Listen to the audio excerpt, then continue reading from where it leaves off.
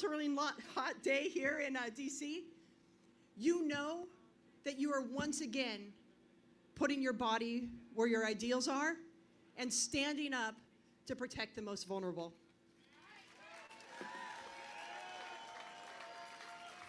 And in this moment of division, veterans remain a trusted voice. And this is a sign that we have the ability to restore trust and renew faith of the American people in our institutions and democracy, because we still believe they are worth fighting for.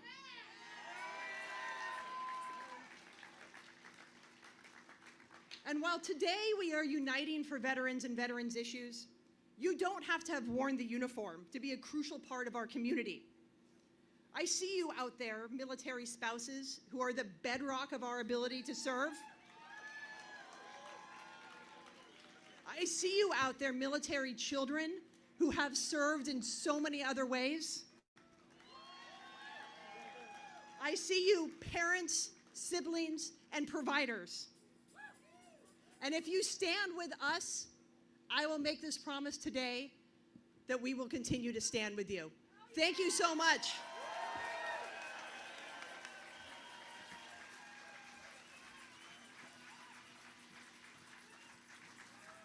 Okay, Unite for Vets, how are we doing? We doing all right still? I got a lot more faces out there. Love to see it. I love to see some of those signs too. You guys are giving me life. I love this. I would serve in a foxhole with a lot of you. So, get ready. This next speaker is a living legacy in the labor movement. He has done everything from going toe-to-toe with corporations here on Capitol Hill to standing shoulder to shoulder with fellow coal mine workers on the picket lines. Since 1995, he has been the president of Coal Mine Workers of America, and he has been fighting ever since. So if you believe in justice, if you believe in the power of the people, please give it up for Cecil Roberts.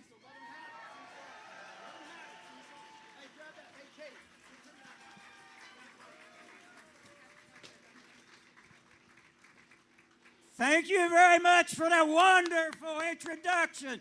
Let's give the staff to put this together a big round of applause.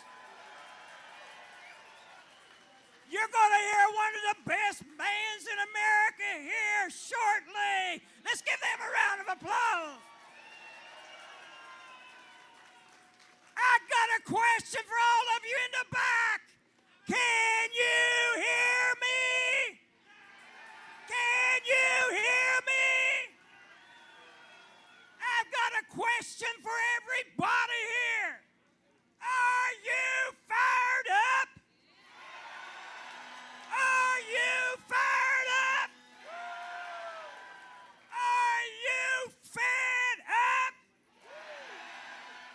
Let me hear you say fed up. Let me hear you say fed up. Let me hear you say fired up. Let me hear you say we ain't taking this anymore. We ain't taking this anymore. My name is not just Cecil Roberts, President of the United Mine Workers of America. I used to be Sergeant Cecil E. Roberts in Vietnam in the 196th Light Infantry Brigade. I want to have my dear friend Will Addy come up here for a second. Come up here, Will. Will Addick and I fought in 2 different wars, but as soon as I met him, I saw that CIB. How many of you know what a CIB is? Well, I've got one on the side of my hat. He's got one he wears. 2 different wars, 30 years difference, but we are all brothers and sisters when it comes to veterans.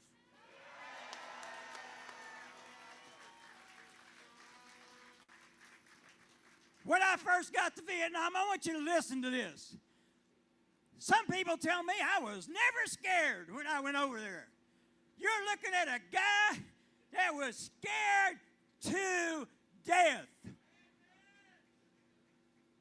tell the truth. That's the truth. I was scared. When I first got here, it appeared that nobody liked me. These people with 15 months, 10 months, 8 months, counting the days, they looked at us new guys as like, that guy's going to get me killed. Then when they heard my accent, oh no, another hillbilly from West Virginia. That's what they thought. They looked at me, these veterans, and they said, how you going to act? I didn't understand the question. How you going to act? I want you to remember that, because I'm going to ask you, how are we going to act moving forward from this place? Irrationally. And then, when bullets would go right by your nose, they look at me and say, don't mean nothing, man. I'm thinking, bullshit, that's something to me. And I want you to think about that. You get immune to this. And I saw so many wonderful people with kids at home, mom and dads at home, wives at home, and all kinds of friends at home not make it. When I first got there, somebody with 30 days got killed. Had a daughter he never met. Somewhere in the United States of America, there's a 57-year-old woman that never met her father. Now, how many veterans we have here by show of hands? You're going to get a test right now. How many of you met a millionaire in Vietnam or where you were stationed? How many of you met a millionaire? There's a good reason. Millionaires don't defend the country. They take advantage of the country.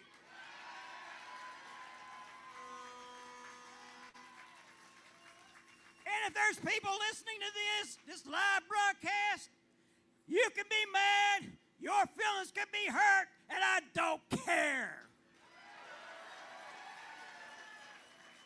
The other thing I want to ask you, when you got back home, how many people patted you on the back, particularly if you was a Vietnam veteran? Didn't happen. But I want to thank everybody, every veteran, because we've been embraced for the last 20 years. And that means so much to me. Thank God for you.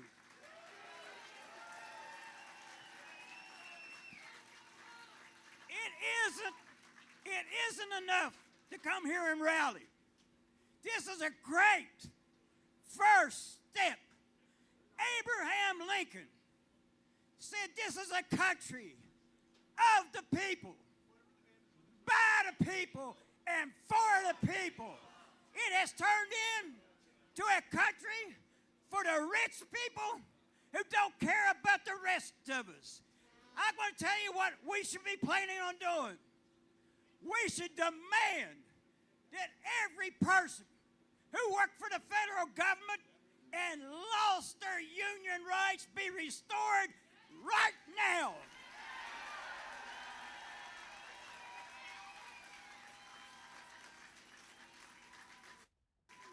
I was in the Army, and I'm glad people recognize the service of people who were in the Army.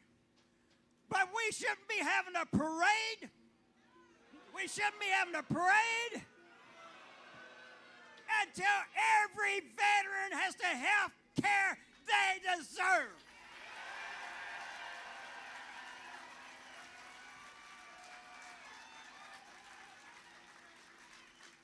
And we shouldn't be having a tax plan that says to the rich who don't need money, here's another tax cut for you until every American. Hi, Lily. Thank you. Welcome to the stream. We just started. Has a job, until every homeless person has a home.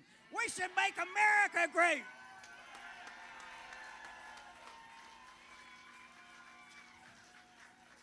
I'm going to close with something. First of all, I'm calling on Congress. I'm calling on everybody that's elected. I'm calling on every American. How are you going to act? because this is terrible what's happening to this country, and that's why we're here today. Yeah, I wish I could have been there today, but it just wasn't feasible. You do know, this is my last quote, okay? Well, I'm next to last. Dr. King was assassinated 1 month I did before nothing. I left Vietnam. And I watched these African American soldiers, so desperate, so frustrated, so hurt, pick up their rifles, pick up their M60s, and went out into those rice paddies and defended the United States when the United States didn't defend them. That was wrong. Sorry, guy.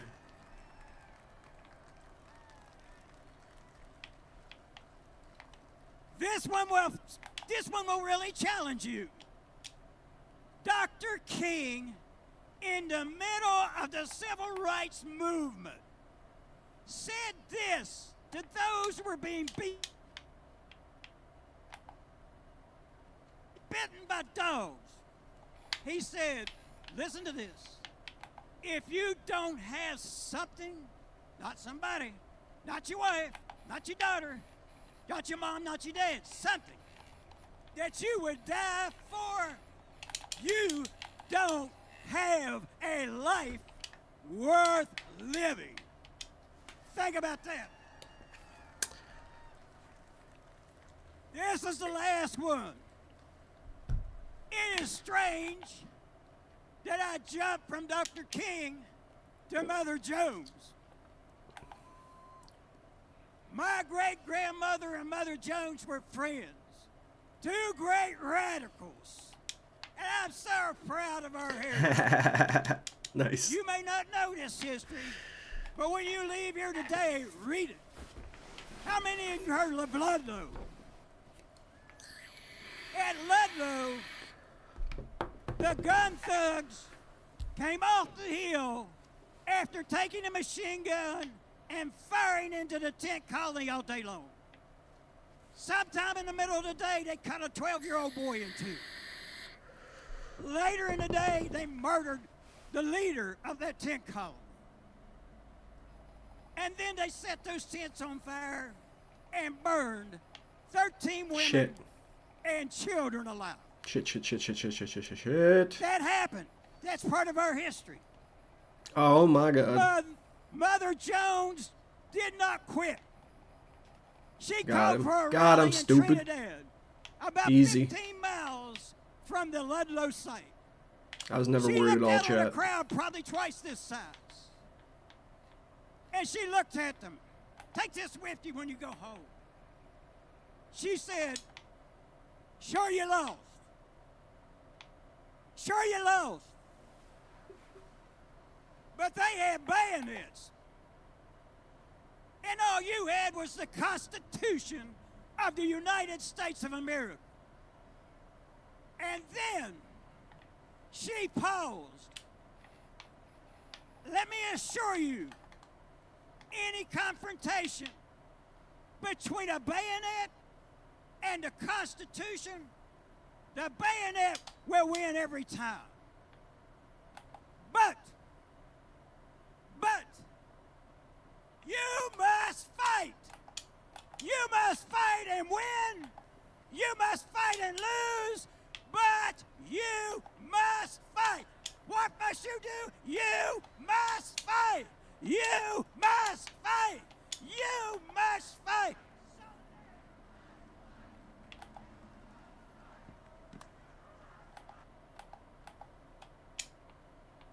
That was a pretty decent speech. I like that one.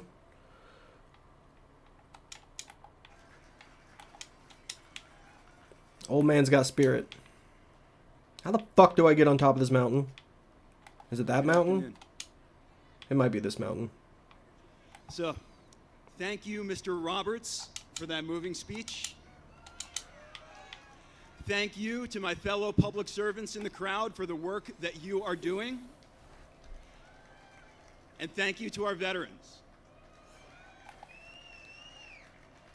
for the work that you have done.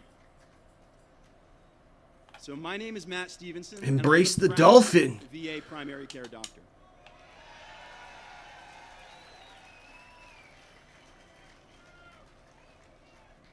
Now, let me be clear. I'm not speaking today as VA staff. I'm speaking as a private citizen and as a physician. I do not represent the views of the Department of Veterans Affairs. Instead, I represent a grassroots group of hundreds of VA doctors from every specialty and every corner of the country who have come together around a shared vision.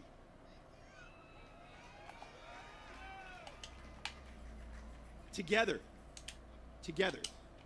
we stand for the highest ideals of medicine, healing for those who suffer and service to those in need. Together, we stand for Lincoln's promise to care for those who bore the battle. Together, we care for a healthcare system that is the bricks and mortar embodiment of something sacred, the Veterans Health Administration, a place with the commitment, the expertise, and the mission to serve those who served. So, and my friends, together today we stand at a crossroads, both for veterans' health and for ourselves. So in recent months, we at the VHA have been disparaged and demoralized. We have been bullied and intimidated. We have seen worrisome signs of an attempt to dismantle and privatize the VA.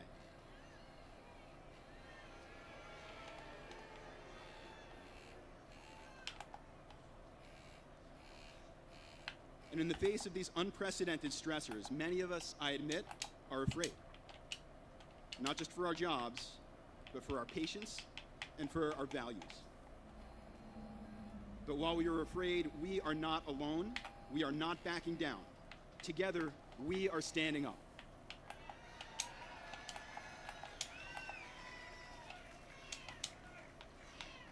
Today, we Doctors for Veterans Health stand for our veterans just as we stand alongside them right here on the Mall.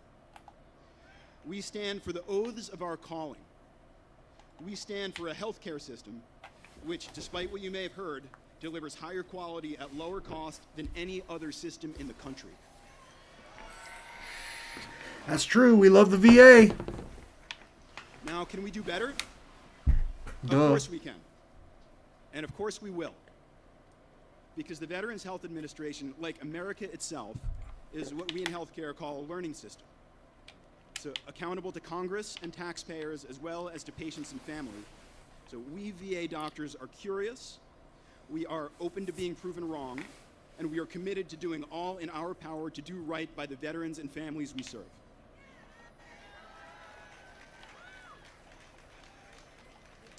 Yep.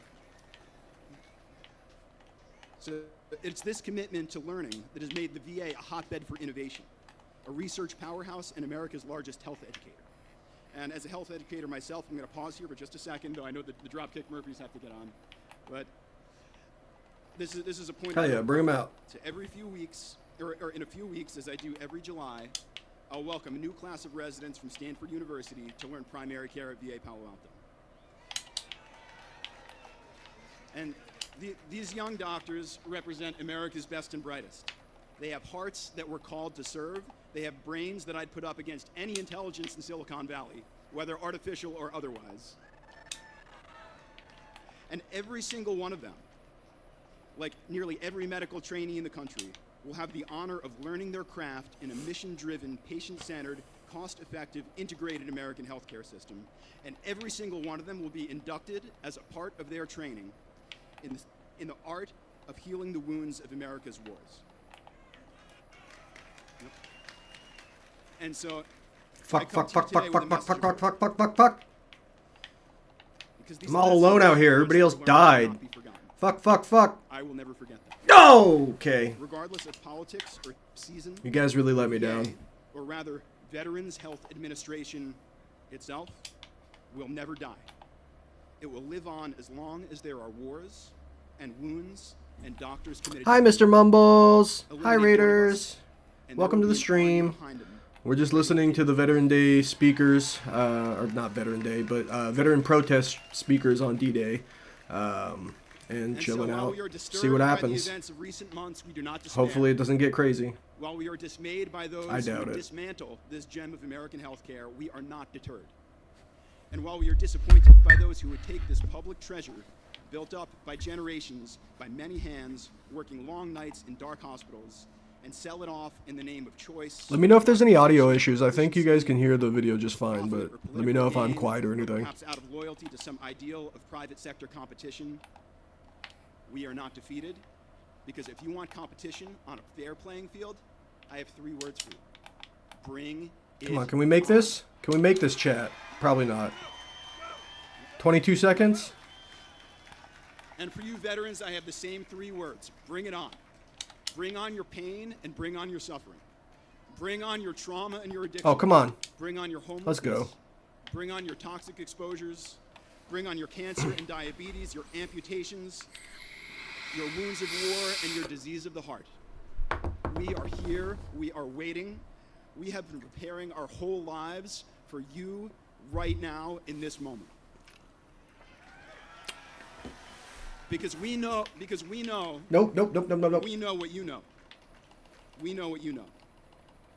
The promise a nation makes to its veterans, that a promise a doctor makes to his patients, and the promise a soldier makes to the Constitution are the very same promise. It's a promise that cannot be broken. It's the same promise that Abraham Lincoln made on this sacred ground 170 years ago, just 40 days before he was killed. With malice toward none, with charity for all, with firmness in the right as God gives us to see the right, let us strive on to finish the work we are in, to bind up the nation's wounds, to care for him who shall have borne the battle and his widow and his orphan, and to do all which may achieve and cherish a just and lasting peace among ourselves and with all nations. Thank you.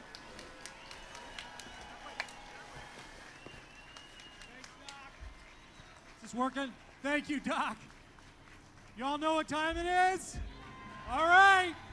I got a vamp for about 2 minutes, so we're going to do a little sign competition here. All right, I see this might be my favorite. I shouldn't lead with it. Taco. How do we like that one? Let's hear it for Taco. I'm sure the vets in the crowd will know what this one means.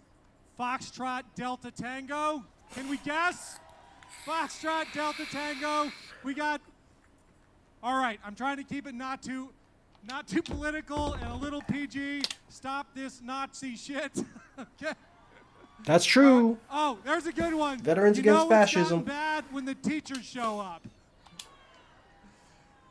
We got a hell of a show coming up. They're getting the mics and the speakers set up right now. But let me just say a word about Dropkick Murphys. This is a band that doesn't just talk the talk. I never They play walk the Rivals walk. They on live Xbox, so values. I don't have any I think levels, in my but intro, somebody it'll be fun mentioned anyway. that I'm a couple hours We'll off get to from a competitive back level here back pretty in quickly. Ukraine, where we spent a couple of weeks getting there in a convoy of ambulances and other relief vehicles because they need a lot of them.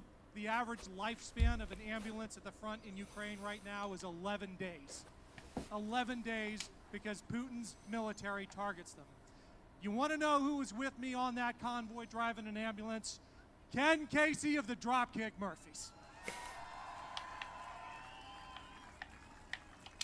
This is a band that walks the walk, and they sing it pretty well too, because we did an in-studio version in Kyiv of Who Will Stand With Us.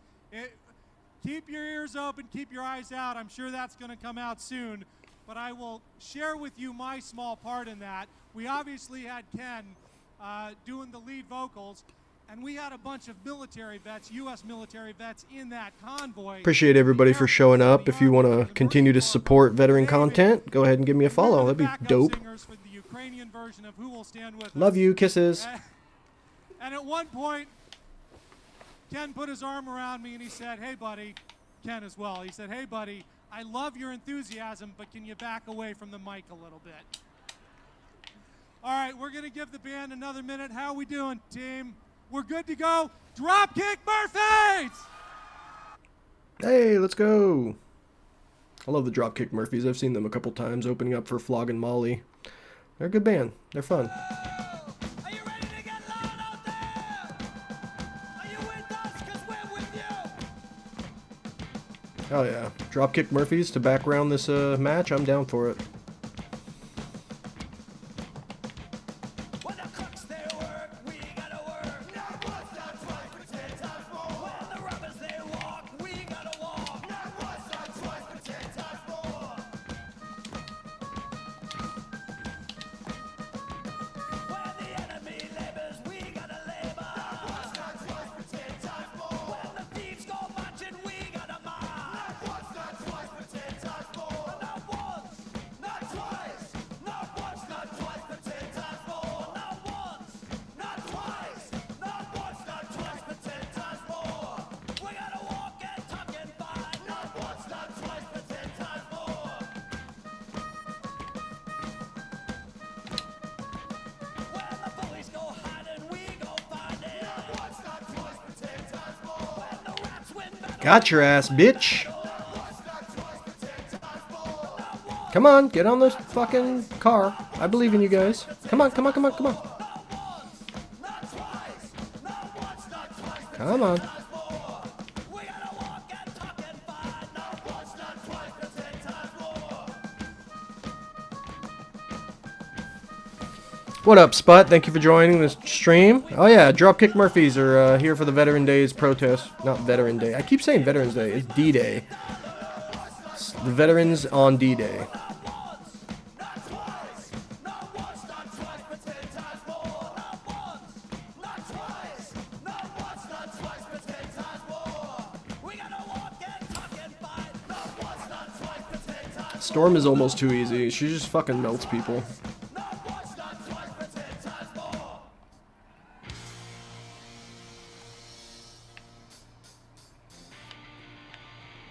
It's a brand new song about the times we live in. Got your ass, Hawkeye. You can't hide from me, boy.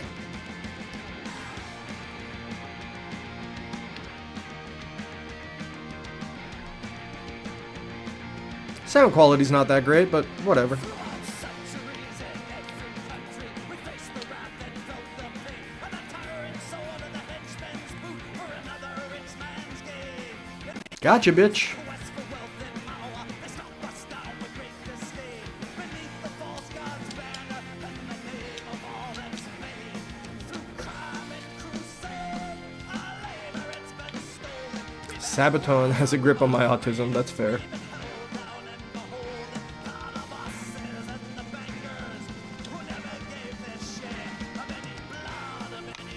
See ya.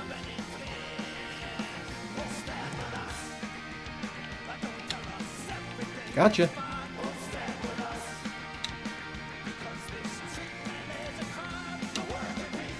Gotcha, bitch. Gotcha, bitch. It's almost unfair.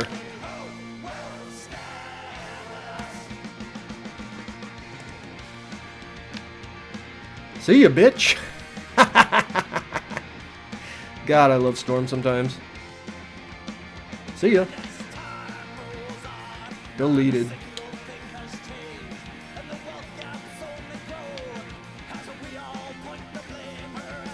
How are we doing? 16 and 13? I'll take it.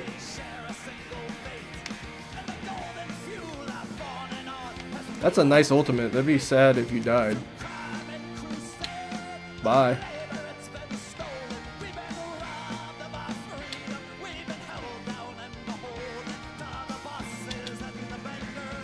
Oh yeah. Oh yeah, baby. Everybody can have some. Oh my god. It's so dirty. It's just not fair. Oh, they're mad now. They want my balls. But you can't have them. They're my balls. I need those. Ah, no! Yeah, we're running the lobby right now.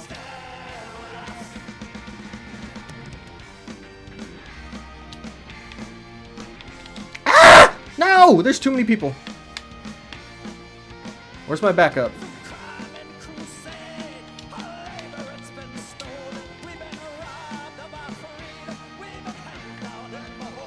Yeah, get that stupid healer, bitch. Gotcha.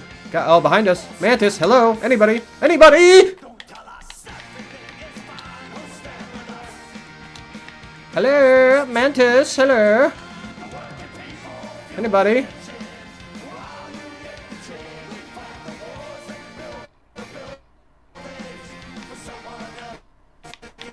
I need to turn up my sensitivity on the Xbox.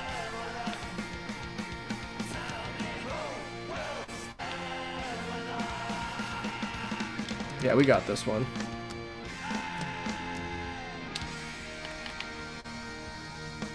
Bye, Black Panther. Good try, maybe? I don't know. Question mark? Oh no. It's almost unfair. Oh, you better die. Yeah. Here's a song that's been sung many times over the years. Gotcha, bitch. In the fight for the labor movement originally and the civil rights Ah. movement. And we're here It's to alright. sing Good it shit, today Rocket.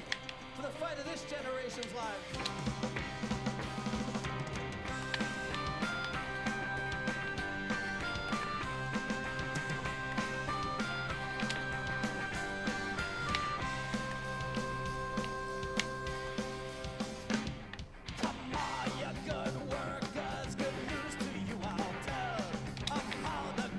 Come on, come on, come on, come on, come on. Don't let him get us. You got this. No, no, no, no. Fuck you, bro. Where's my team? That's what I want to know. Tremble for Bass. Not today.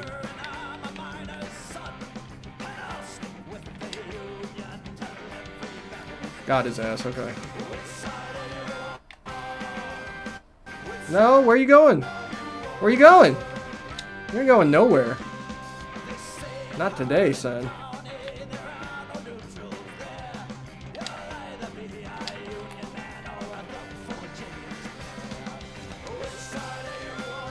Oh yeah. Oh yeah. Oh yeah. Yeah. Yeah. Yeah. Yeah. Yeah. Yeah. Yeah. Yeah. Yeah. We got that. That was a nice one.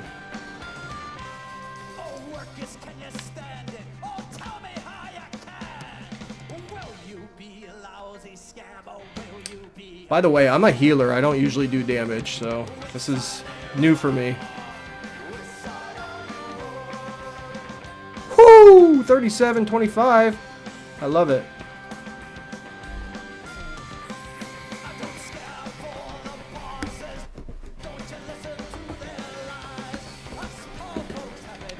Yeah, I wish I had all my costumes, though. My costume for Storm on the PlayStation is very nice.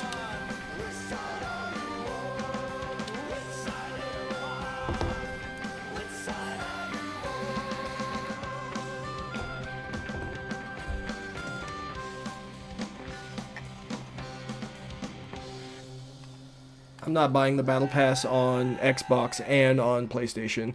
I wish they fucking transferred your shit, though.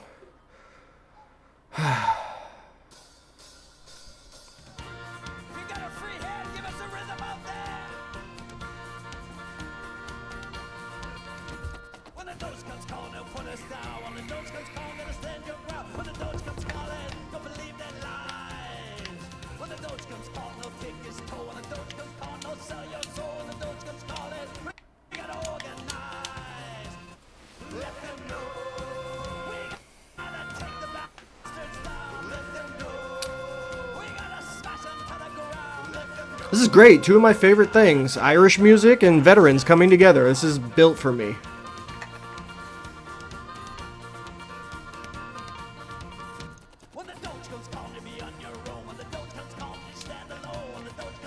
Oh, I hate this fucking map.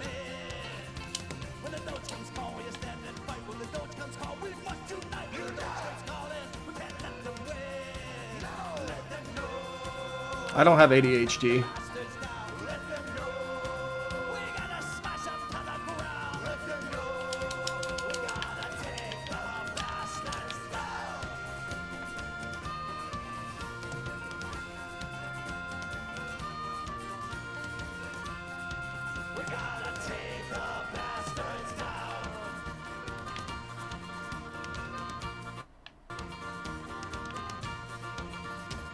When the Doge comes calling, they'll put us down.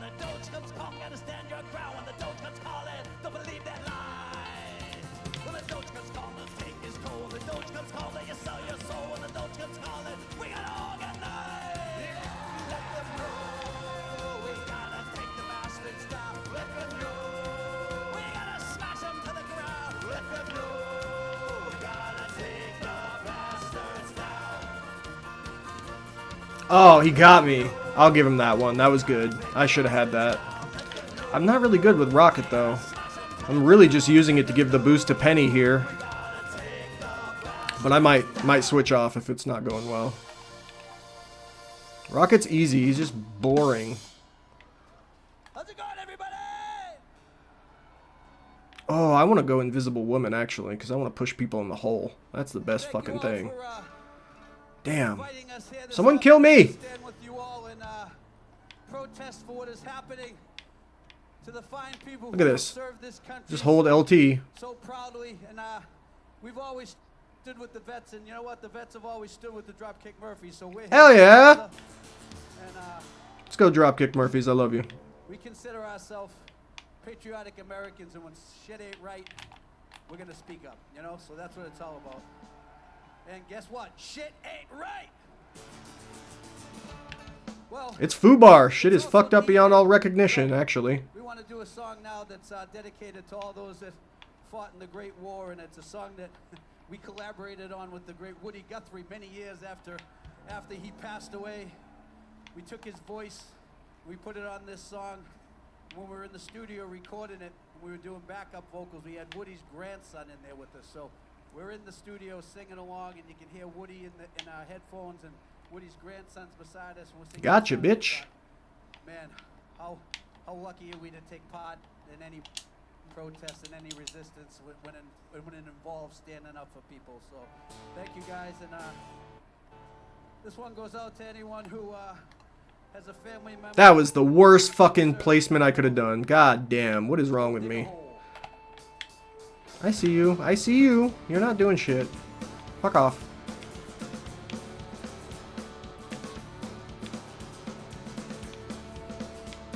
Dig a hole. That's what my team's doing right now. Digging me into a fucking hole. Where you going, boy? I see you. Where you going, boy? I see you. This new map is so doo-doo!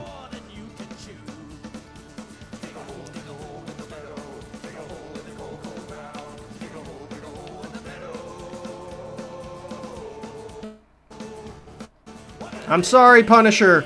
I can't. I tried. I'm only a little rocket. I'm not a beautiful storm. How are we doing? 5 and 4? Okay.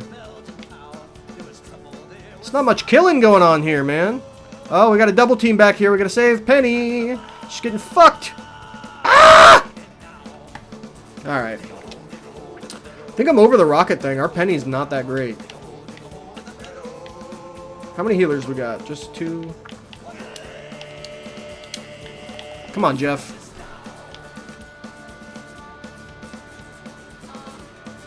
Gotcha, bitch! Who said Jeff was a healer? Not me.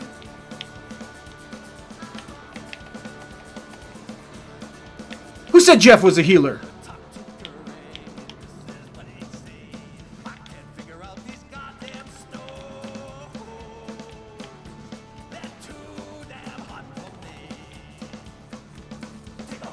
Gotcha, bitch.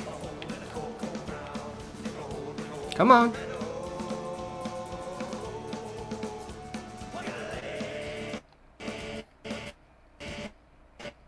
Oh no, that audio.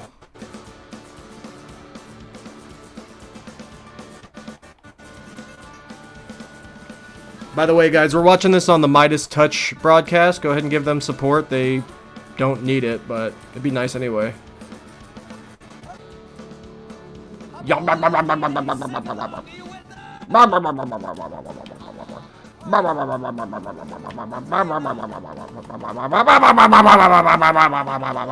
Fuck off! Jeff's the best.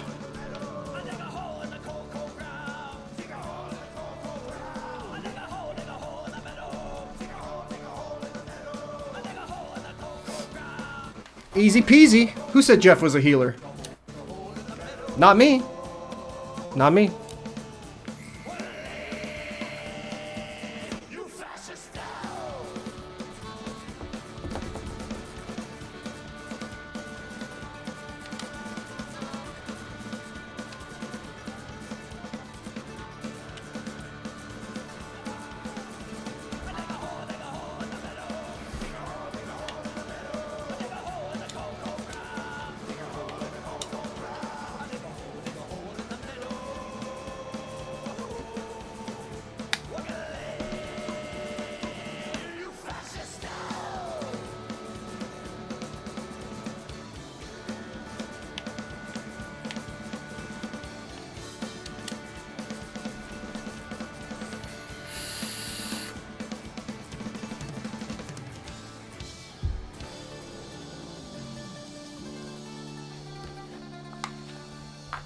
Running on fumes as far as vape juice goes. This is treacherous.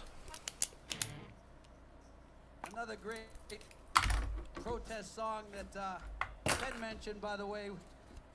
Ken Harbaugh invited me to go to Ukraine with him and a group of people that were driving equipment in, and I'm so glad I got that opportunity.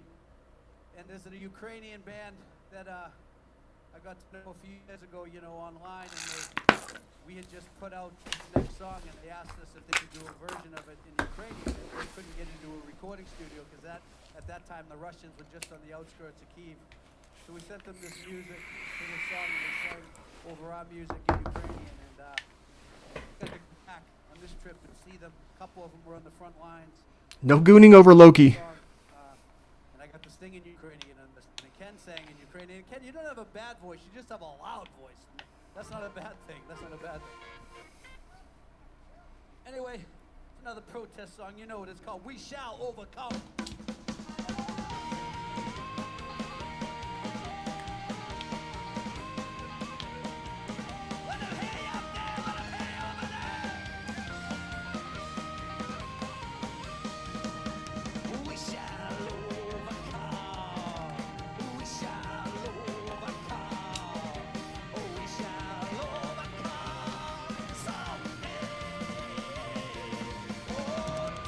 Gotcha.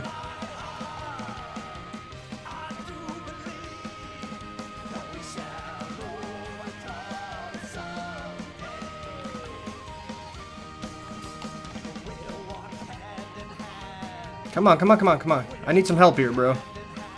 Where's my team? Where's my team?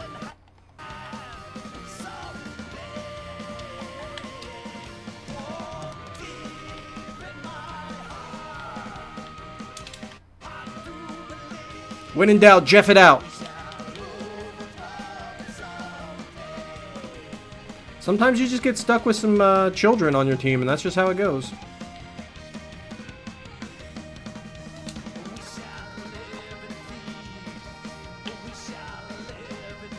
See ya, bitch. Get Squirrel Girl.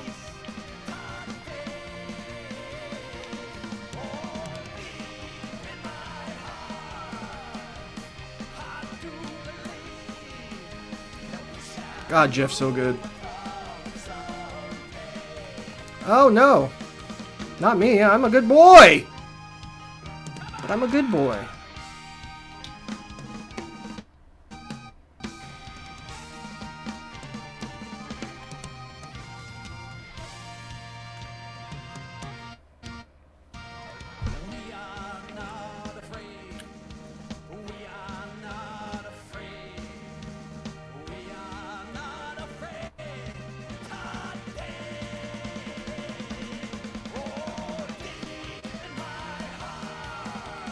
Oh, that was good.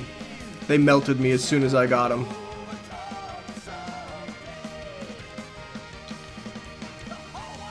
I think we're just screwed here. I think our team is just not copacetic. It happens to the best of us.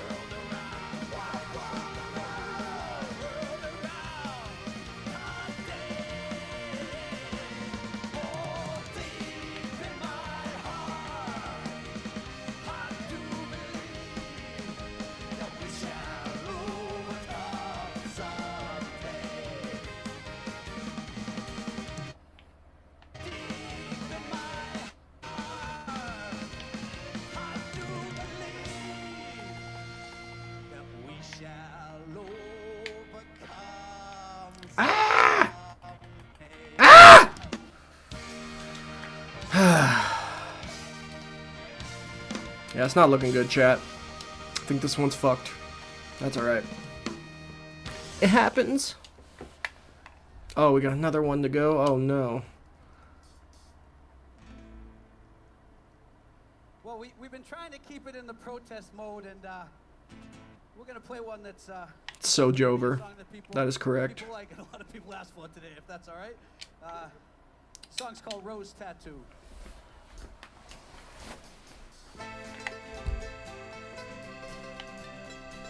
Hey, if you're just tuning into the stream, feel free to give me a like. Do lots of different content and politics, veteran-related business, and some gaming. Love you. Kisses.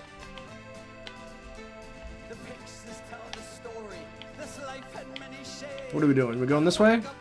All right.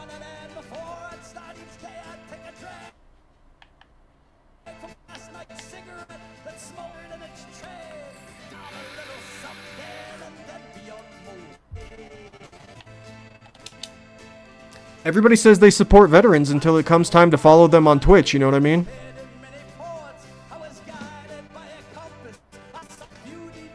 Ah! I'm a good boy. I am. No, no, no, no, no, no, no. I can't be the only healer out here. Fuck. Fuck, fuck, fuck, fuck, fuck. Yeah, this is not the right crew. That's an ugly fucking crosshairs you got there.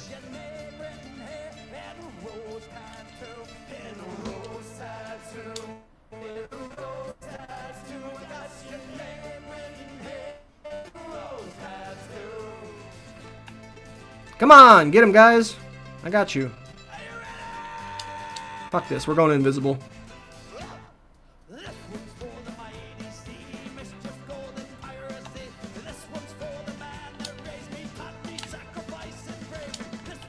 Yeah, that didn't work. Alright. This one's a wash, so I'm just gonna start doing damage. Fuck it. Who needs 2 healers anyway?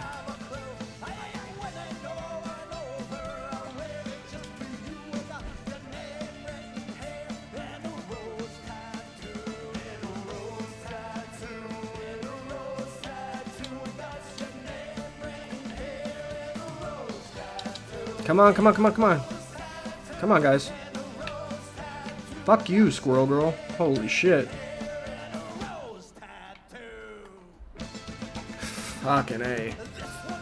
Yeah. I mean, if I'm the only one out there firing on 3 people, not much I can do. What are you doing, Punisher? You just taking a siesta? Fucking sweet, bro. I love that for us. Don't hurt yourself.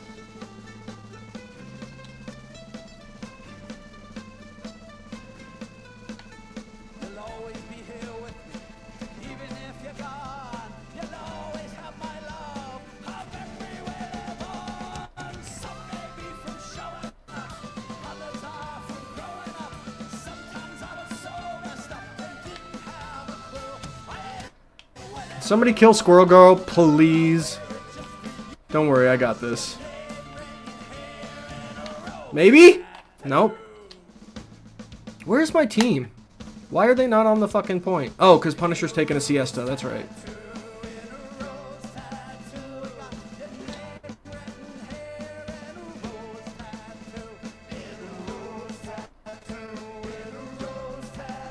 It's Veterans Day and Punisher's taking a, or not Veterans Day. I keep doing that. I gotta stop. It's D-Day and Punisher Key is taking a siesta. It's sad.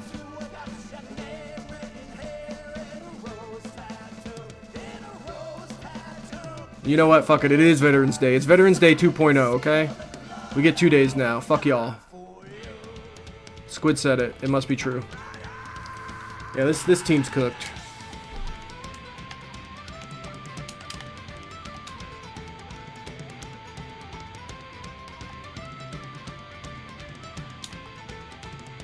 Oh, somebody left? Sick. Yeah, that's great.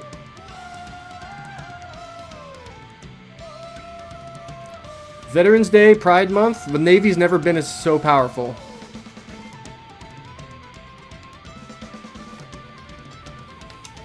That was trash, chat. That was trash. It was only partially my fault, though. Like 1/6.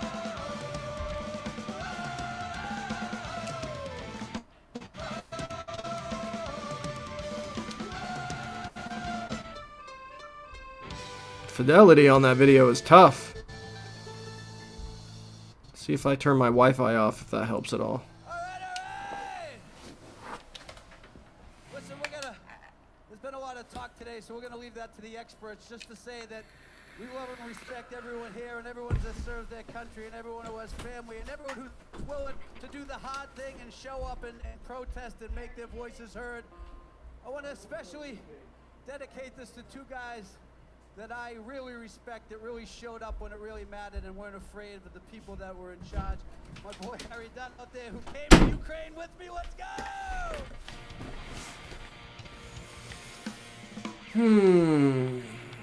And his cohort here, Michael Fanone, who was at the very first Dropkick Murphys show in D.C. in 1997.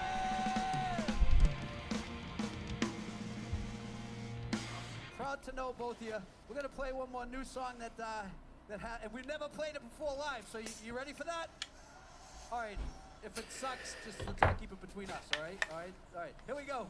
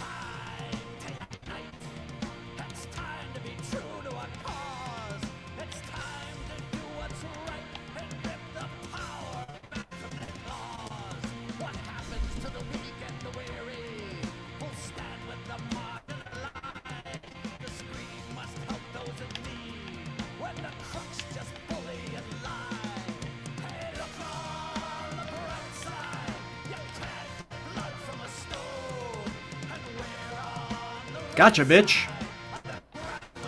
Can somebody take this Ultron out? Thank you. Oh my god, it's like instant gratification. I love you. So much better than my last team. God damn.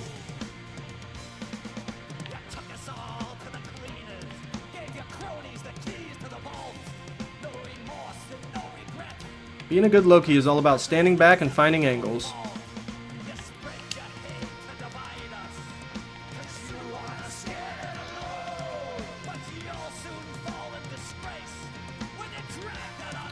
Groot is not great matchup for me.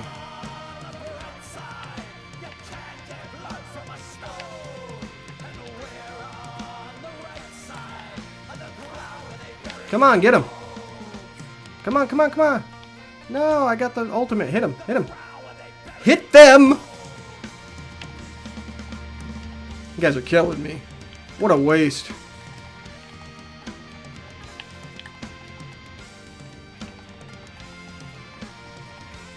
I got Groot's number, though.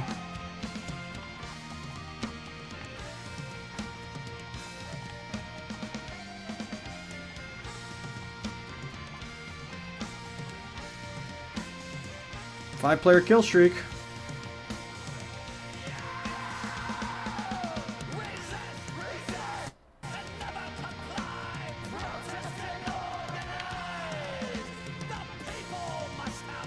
Gotcha, bitch.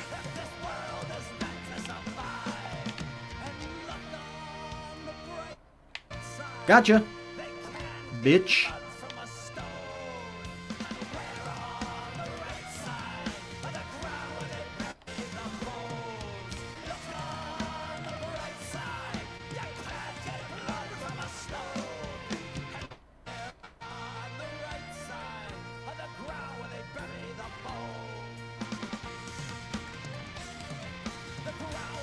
Oh shit. Got her. Got her, got her, got her. Got her. Got you. Yes. Got you, bitch. God damn. Loki's so goated. I love you, Loki.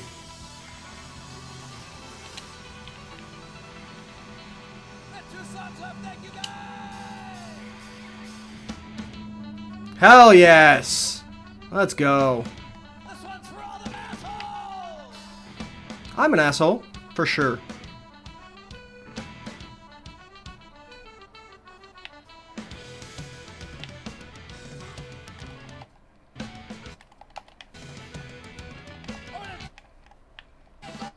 I wish it wasn't breaking up so much, god damn. Oh, we're goated. Oh, we're goated.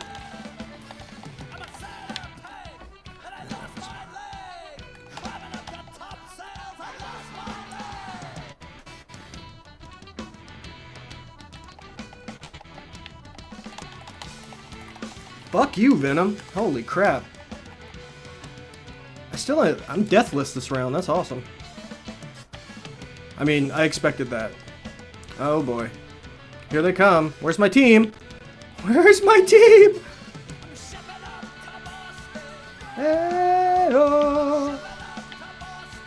Hey-whoa. You know what?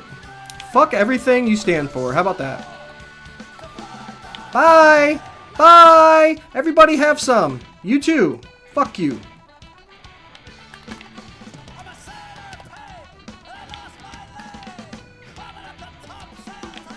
Alright, is my team back now, or is it just me still?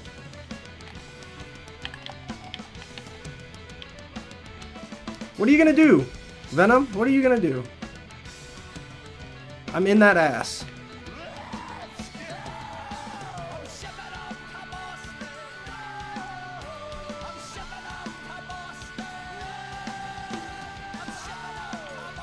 I need my team by me, bro. I can't do this by myself. Where y'all at? Finally died. Where are we at? Yeah, 14, 1, and 13. You guys need to pull your weight. Come on.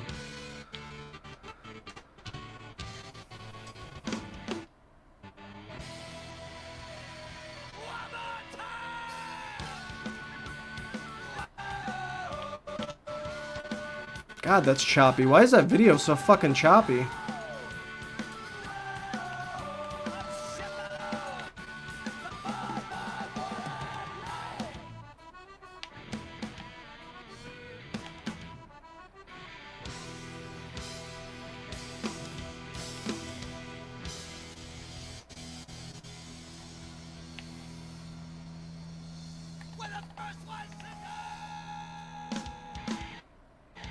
Yeah, what's the matter? You pussies want to live forever?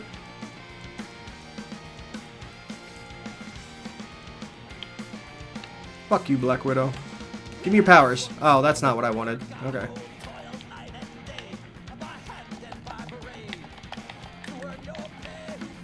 That was bad. I hate Steven. I'm really bad with Stephen Strange, not gonna lie.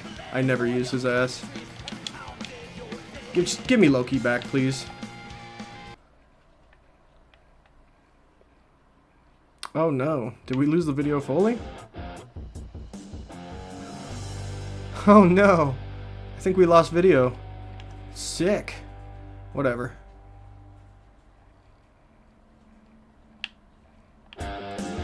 Bye, Dropkick Murphys. Hopefully you'll be back soon.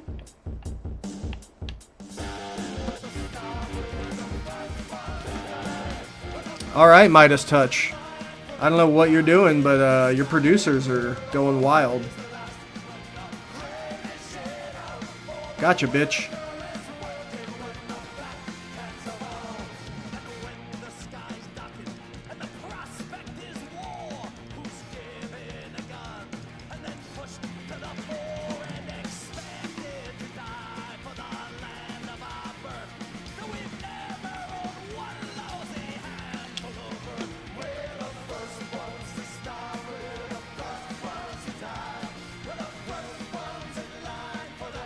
$25 and $22 is diabolical.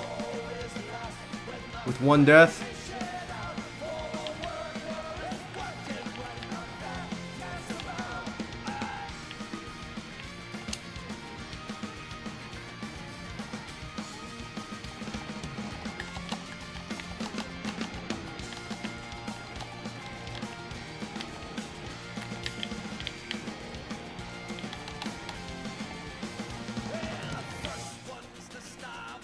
Damn. That's actually dirty. Just deleted.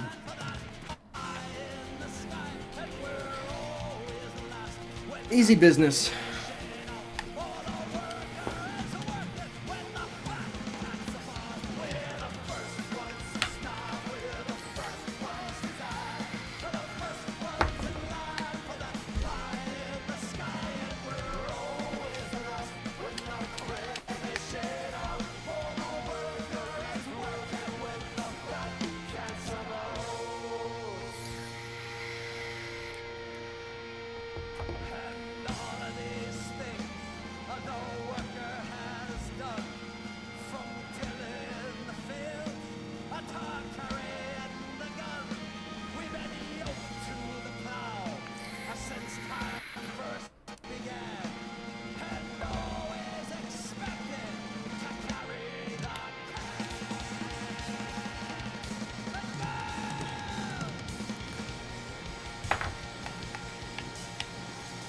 Oh, yeah.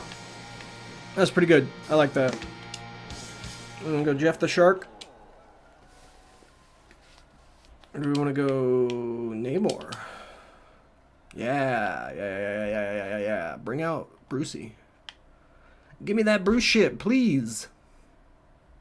I'll love you forever. That guys, goblins. Yeah, thank you to Dropkick Murphys for coming out for the veterans and supporting us on D-Day. I want to make this point that I'm so proud of everyone here, and we can see so many people. We got different hats, different groups. We have no tank? I want you to look around and see who's not here. What are you doing? We have no tank! Look around, Fuck. right? There's a lot of funny hats. There's a lot of organizations that should be here standing up. I want you to go back and get involved, because if we're not going to get stood by our groups and our organizations, we have to start to organize and engage. And I just want to say from the bottom of my heart, Ken, thanks for standing with us on this stage right now.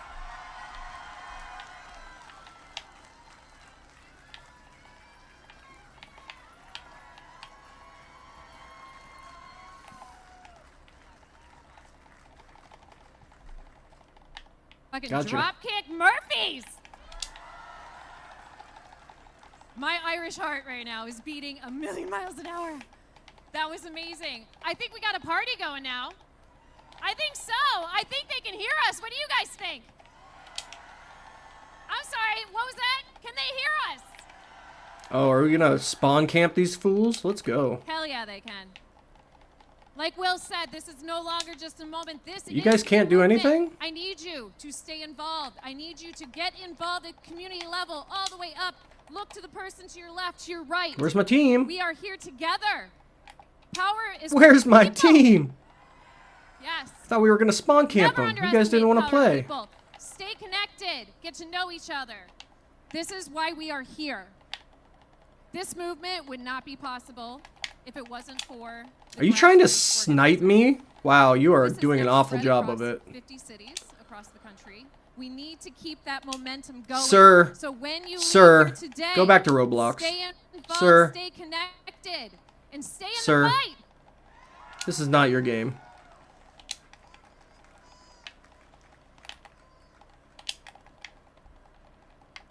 Ah, that hit nobody. Honor and privilege of introducing one of those grassroots organizers today.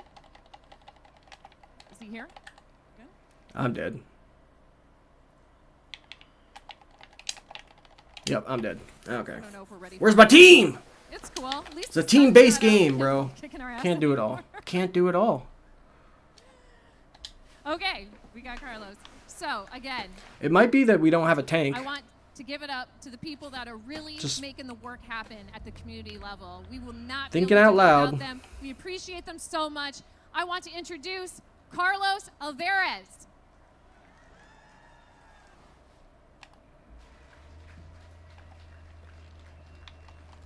Good afternoon, everybody.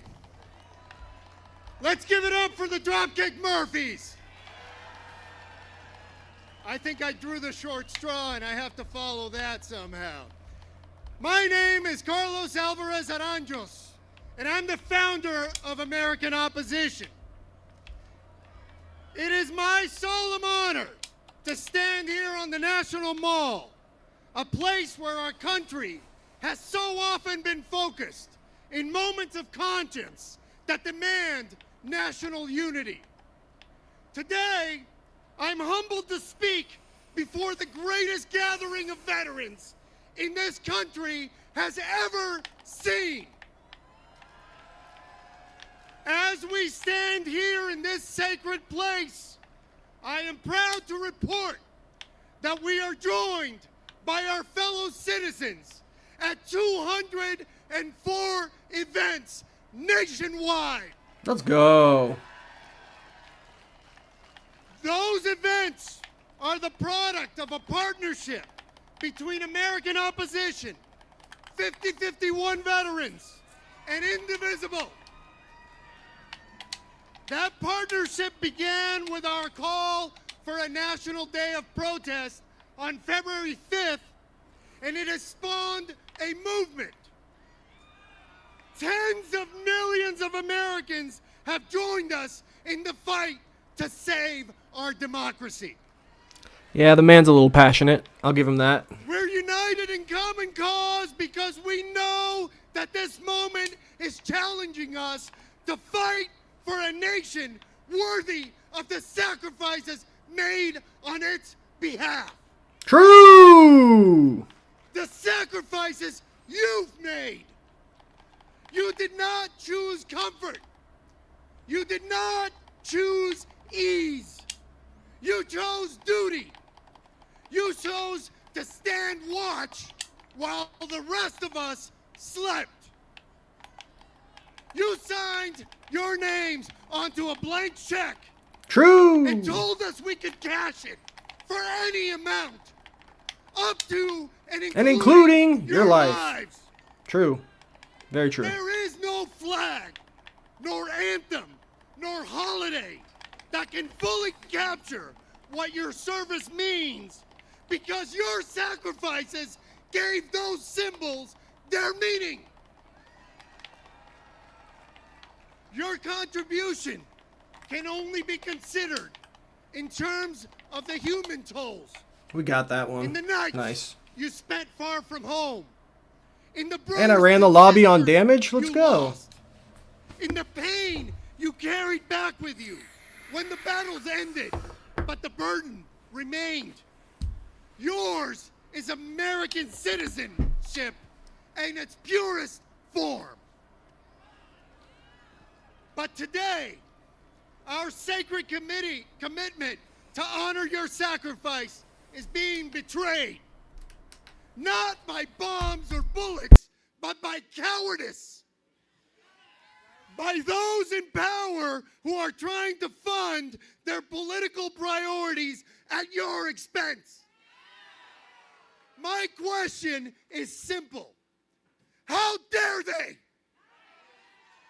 How dare they seek to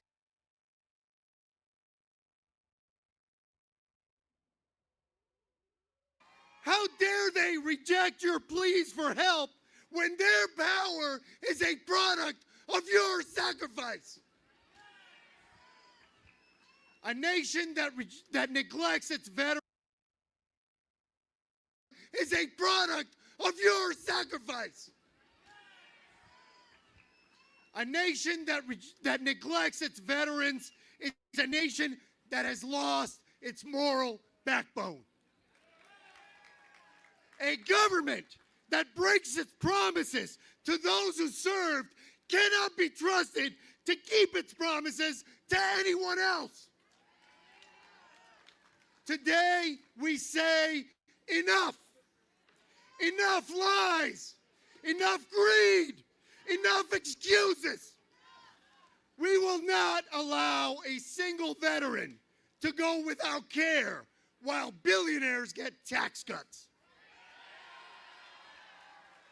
We will not allow a single military family to face eviction while government contractors get blank checks. We will not allow the soul of this nation to be sold off while the people who fostered that soul are left to fend for themselves. Enough! We must remind our leaders in every party, every chamber, every office, that veterans are not just a symbol. You are the living embodiment of our nation's ideals, the best of us. And we, the people, will stand with you today and every day. We can recommit ourselves not to a party or a politician or a slogan, but to the profound idea at the core of our nation, that out of many, we are one. My brothers and sisters, because of you, we sleep in peace. That is a debt we can never repay. But we will never stop trying. You were willing to give your lives for us. And I swear to you, we are willing to give ours for you. You have always had our backs, and we will always have yours. Thank you for your service, and may God bless the United States of America. Thank you very much. Amazing, man. Well done. Thank you, Carlos. That is the truth that they are afraid of. That is the truth we carry in our hearts. I am so honored to introduce our next speaker, a hero of mine, founder of Afghan Evac. I know the fall of Afghanistan for so many veterans was a dark, dark chapter. I spent time on the ground in Afghanistan, and watching those images was heartbreaking. But like the promise we swore to the Constitution, that oath, we owe a debt to those of our brothers and sisters in Afghanistan who stood by us, and Sean Van Diver was one of the very few who stood up and defended that oath as leader of Afghan Evac. Sean, you make us proud. Come on out.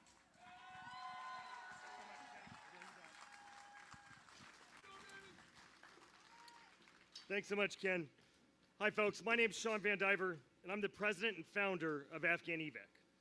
We are here today to unite for veterans, to ask, like the Dropkick Murphys just did, who's going to stand with us, and to fight for a country that embodies the core values that we all served under. I ask you, what are you willing to stand for? But before we get to today's fight, I want to tell you a story. Now, I'm not the first person to tell this story, but I think it's fitting given the fight we find ourselves in today. It's the early 1980s. The USS Midway is patrolling the South China Sea. The crew spots a small, leaky boat packed with refugees fleeing Vietnam, desperate for freedom. The Midway sends a launch to bring them to safety. As they approach this massive American ship, one of the refugees stands up, balancing in the tiny vessel, looks to one of the sailors on deck, and shouts, "Hello, American sailor! Hello, freedom man!" A small moment, but a critical moment. To those refugees seeking better lives, the symbol of the United States was that of freedom, of safety, of hope. The sailor who received those words never forgot them, and neither did the man who first told this story. That man went on to describe the vision he had of the place that this refugee sought. He said, "In my mind, it was a tall, proud city, built on rocks stronger than oceans, wind-swept and God-blessed, and teeming with people of all kinds, living in harmony and peace. A city with free ports that hummed with commerce and creativity. And if there had to be city walls, the walls had doors, and the doors were open to anyone with the will and the heart to get here." Those words, they were the words of none other than President Ronald Reagan in his farewell address. Man, fuck Reagan. Throughout his political career, Oh, I think he heard me. believed America could become. But that speech was the first time that he articulated his vision of what he meant. A vision of a country not built on pride and power or petty actions, but on A country promise. built on corporations and white Be the people. one who shows up, the one who opens the door, the one who doesn't look away, to be the freedom man. That's the America I fight for. God, I'm nasty. That's the America you're all fighting for. And the America I believe that if we can get across That's pretty good there, political divides and little ideologies, Jeff we Holt. can be that shining city on a But it's not gonna be enough, sir. You can't hold a good boy down. Oh, did we lose feed? Oh no. How sad. I got you, boy, don't worry. I got you. Logan! No! No! Alright, fuck.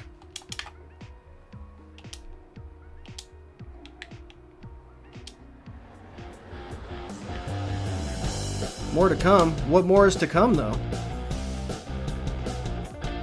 They're like, we gotta wait and see if these motherfuckers are gonna riot or Not far not. away from me in San Diego. In summer of 2021, Oh, he's before the back. withdrawal, he went back to visit his mom one last time. She was sick. August 14th, I got a text. It said, "Brother, Come I'm stuck on, in let's this mountain go in get Argun. these motherfuckers. We're I believe surrounded in by you. the Taliban. We're running out of ammunition. I think I'm gonna die.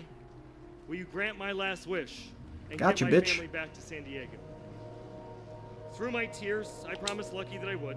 I didn't know how, but I knew that I would do it. Across the country and around the world, thousands of other service members, veterans, government employees, and frontline civilians were receiving similar messages.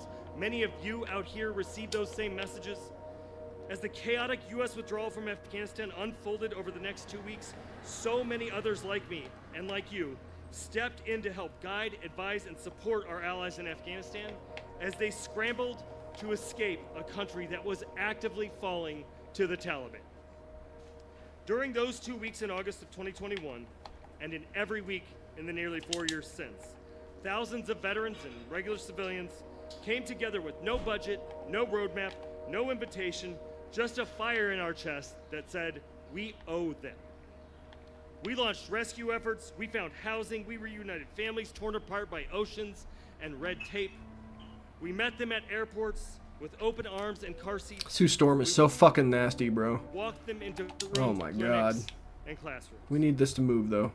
Because just like the promise Get that I on the point made now. Lucky, Come our on, people. country had made a promise over 20 years of war that if Afghans stood with us, we would stand with them.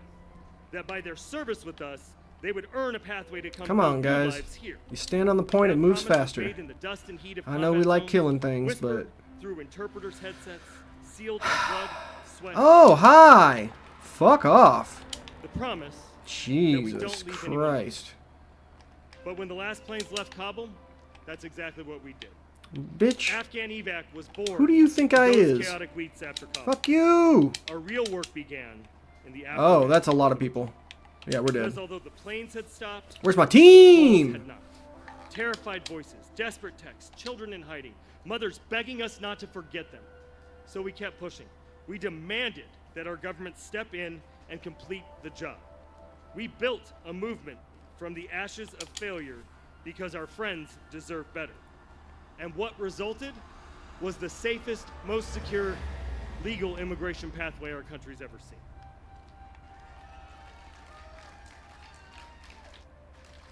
I don't know if I stand this guy.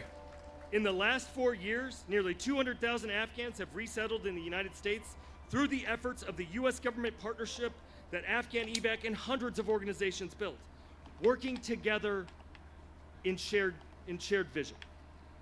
Where do you think you're There are going? still Oh, shit. another 200,000 Afghans who are eligible Where do you think for at I'm least going? the chance to pursue the American dream they were promised. Oh, yeah, this For is... the last 4 years, I've stood shoulder to shoulder with other veterans, volunteers, and frontline civilians who represent a cross-section of America to stand up and demand that our government do the right thing by our wartime allies. Wait a that minute. it keep its promise. Is no one on Namor right now? But that's not the only You promise that's being stupid broken by this bitches. administration. From the moment they took office, this administration has worked to erase our progress, shuttering the very programs that saved lives, abandoning our allies to chaos, breaking the promise Oh. we made as a country to our wartime Hi. allies, just like they're breaking the commitment to our veterans. Go on, get up there. What side are you on? Who will stand with us?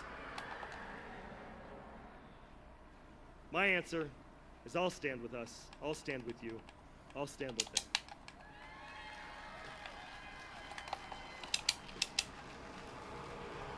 We must all stand together and stand up for what's right. We must keep the promises that we made to each other and force this country to keep the promises it made to us and our Amen. allies. Only That part then I can we agree strive with. to realize that vision of the shining Gotcha, city on the bitch. hill with its doors open to all, with the will and heart to get here. So just as we have for the last 4 years, I hope you'll join Afghan evac.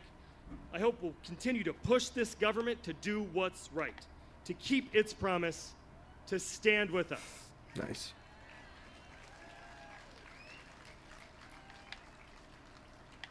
Because of the hard work and effort of so many people across this great nation who stood up, I was able to keep my promise to Lucky. He got out.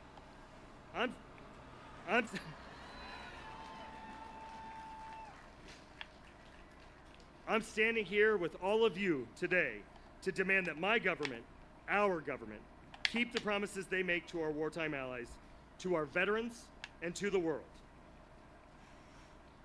So here's what I want you to do. I want you to first go to afghanevac.org/donate, make a donation. Number 2, scan the QR code that's up on the screen, sign the petition. Stand with Unite for Veterans, Unite for America. Make your voices heard. It's on us. Thank you.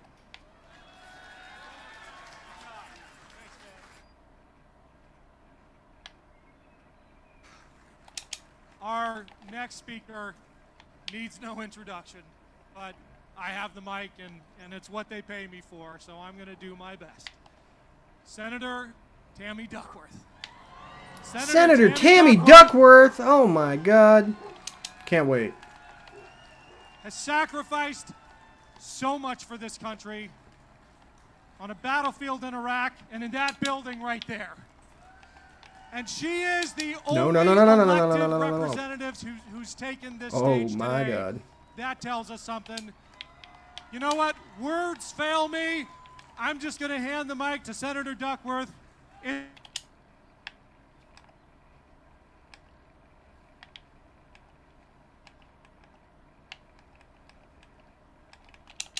Oh, I got swallowed by my own Jeff.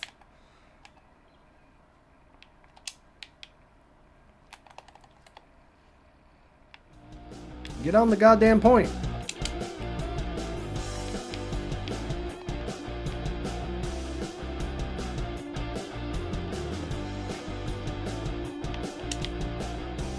Yo, some of these freaking quick matches are harder than the competitive ones, to be honest.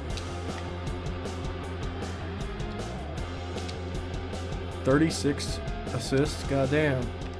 Me and Jeff went bonkers. And I am damn proud of that.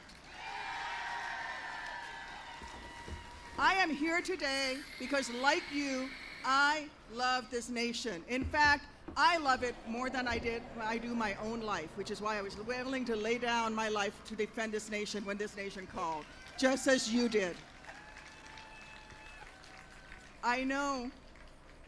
All right, chat. I gotta use the restroom. I'll be right back. Just like me, we are sick of politicians promising to look out for veterans when they're on the campaign trail and then abandoning them when they take office. I am sick of military families being treated like props. And I am sick of people in power wrapping themselves in the flag with their left hand and then with the other signing off on orders that sell out our heroes to line their own pockets. You deserve better. You've earned better. After all, since the first shots rang out at Lexington and Concord, since the Tuskegee Airmen took the skies to defend a nation that still wouldn't let them sit in the same lunch counter as their white peers, since the members, the Nisei Battalion, volunteered to serve even as the nation put their families into internment camps, since our warriors landed on the beaches of Normandy on this very day 81 years ago, those who have worn the uniform have defied the odds to define America at her best. America is what she is today because of the blood our brothers and sisters shed in combat zones. Our children grow up with the rights that they deserve because of the sweat that's poured down our faces, everywhere from the dust of Fallujah and Kandahar to the jungles of Vietnam. Our sacrifices were the currency we paid to defend America's freedoms. And even as I stand here on these titanium legs, with the wheelchair that I proudly earned by my side, I will not take back those sacrifices in a second. Yeah, that lady did make some sacrifices, that's for sure. Because America is worth it. As flawed as she may be, she is worth it.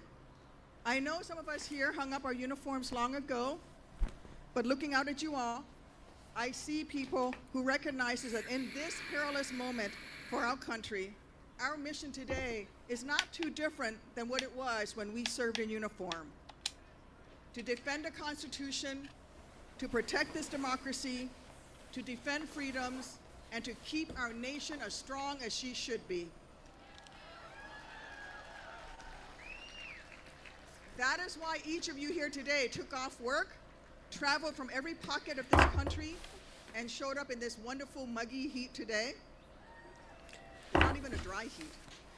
Yeah, I'm sad I couldn't be there, but this is the best I can do is get some coverage on it. It's never easy, but because we love this country enough to try to shape her for the better, even when the road ahead is hazy, even when the task ahead is daunting. We've come together this afternoon because even if we're no longer wearing the uniform, we are always wearing the flag on our shoulder, facing forward. We are here because we are not afraid to call out the wrongs that need to be righted, or to call out wannabe kings that need a history lesson.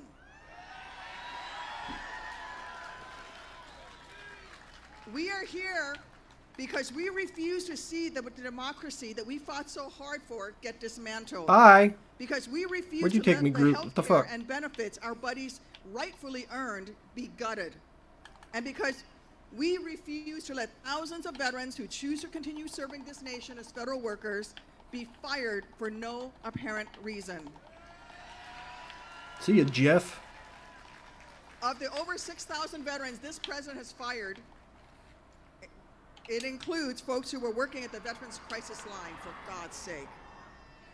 The veterans there. Veterans don't have PTSD, by the way. Veterans there are It's doing a some of rumor. the toughest work imaginable. They don't to need a support our crisis heroes line, in right? their absolutely darkest hour. These are the people the administration has kicked to the curb over the past few months. You can't That should get tell you me. everything you need to know about how I the am guys in Jeff. power actually feel about us vets. So let's be clear. Oh no, The don't only fall in the reason hole, they're Groot. doing all of this is to try to pick our veterans' pockets, our taxpayers' pockets, so that they can give even tax breaks to the rich guys they pal around with on their golf courses. Oh, we got an Iron Man? Okay, I'll go Ultron. Why not? They care more about making billionaires, allowing billionaires to buy yet another private jet than ensuring that our veterans have access to the benefits that they have earned. They care more about Shame. stroking Donald Trump's ego. I'm an old air assault pilot, guys. They have to censor me. Anyway, they're stroking Donald Trump to the tune of a $30 million birthday parade. You know what they should do? I asked the Secretary of the Army yesterday. What why are you would do doing? that? No! We're the only Where's my ones celebrating team? The Army's 250th birthday once. And I said, well, wouldn't it be better to celebrate the Army's 250th birthday? Come on, by spending Iron Man. I'm doing my $30 best here on for you. military families' child care? You gotta do better. There's no reason I Or should have. maybe Okay, there we let's go. spend that 30 mil to save veterans' jobs. Or how about making better access to health care for veterans? So let's call what it is. This budget bill is a middle finger to our heroes. Where's that middle finger? Raise that thing high. Gotcha, bitch. It's a slap in the face to the sacrifices that our veterans have made. Frankly, it's bullshit. Oh And every one no. of us who Oh, there's served so should many feel flyers. insulted. We're fucked. I certainly do, and I bet some of you do too. All right. I know what I'm gonna do. They're even firing fully trained. I don't wanna come back, you qualified bastard. Members of our military who are parts of teams who are trans. Why would you heal me? That's so rude. People who earned their positions, as opposed to Pete Hegseth, who didn't earn his other than by sucking up to Donald Trump. Hell yeah, fuck that fool. I say keep the trans service He's probably members leaking hired shit Pete right Hegseth. now as we speak. Putting more veterans in danger. Listen, the important thing now is to channel our outrage into action. A couple months after my Black Hawk was shot down in Iraq, a United States Senator named Dick Durbin walked into my Walter Reed hospital room and gave me his phone number, saying to call him anytime if I or any of the other patients around me needed some help. I'm not sure that he thought I would take his word Gotcha, bitch. quite literally, because there was only 2 service members from Illinois at the time. But I caught him anyway, a lot. I caught him way, way too much. At the time, I was the highest ranking amputee on the ward. I like this lady. This is a good speaker. NCOs who were also amputees. Much better than So we the all felt Afghanistan, responsible for the bro. men and women around us. So I kept on ringing up the United States Senator to help me help these folks get their benefits. Even Bye. to help get that one damn elevator in the hospital we needed to take to go to 07 formation in our wheelchairs working again. At that point, I know, we're in wheelchairs and they're making us go to 07 formation. Fuck that. This lady's so based. I love her.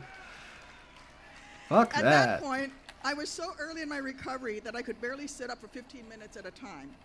But when Dick Bye. Durbin looked at me, he saw past the wounds, he saw past the wheelchair, he saw a soldier in need of her next mission. And he recognized long before I did that just because I could no longer fly Blackhawks for the Army didn't mean that I couldn't find a new way to serve my nation. And then he said, Get him, the Jeff. word that changed my life. He told me that I could help, Bitch. that I could best help veterans around me by running Got for him. Congress myself. I thought he was nuts, but it turns out he was right. So all these years later, I am asking each of you to take on that new mission too, and many of you already have. Because personally, I am sick and tired of a guy who was never brave enough to serve, claiming that America, that some of our buddies died for, isn't already great.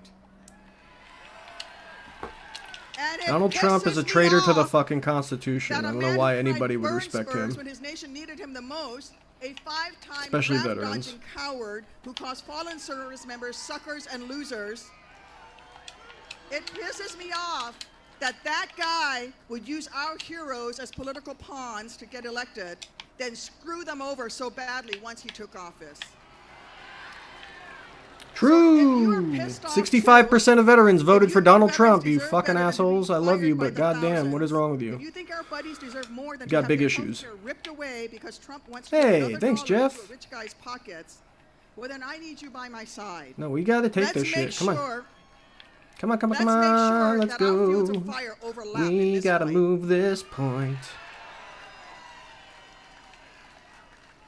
I need you to think of Get his today not ass. just as a singular moment, but as the start There of you our go. new collective mission. Good job, guys. A mission to stand up for the buddies we served with, to do right by the warriors who came before us, and to look out for all of those men and women All right, still get it. serving in uniform.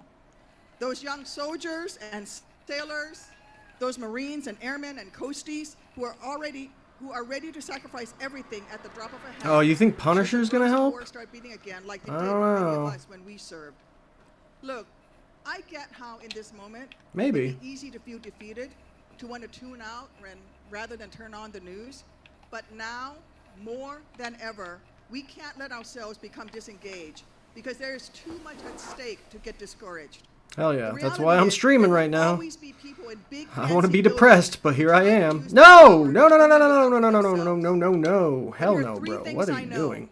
First, the Fuck power you, of the Hawkeye. people is always greater You than suck. the people in power, at least in this country.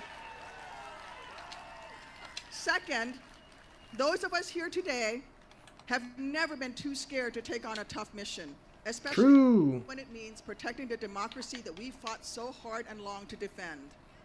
We don't have a democracy anymore, And lady. third, Just so we're clear. We veterans, we sure as hell Bye. would never leave a fallen Thanks for comrade playing. behind.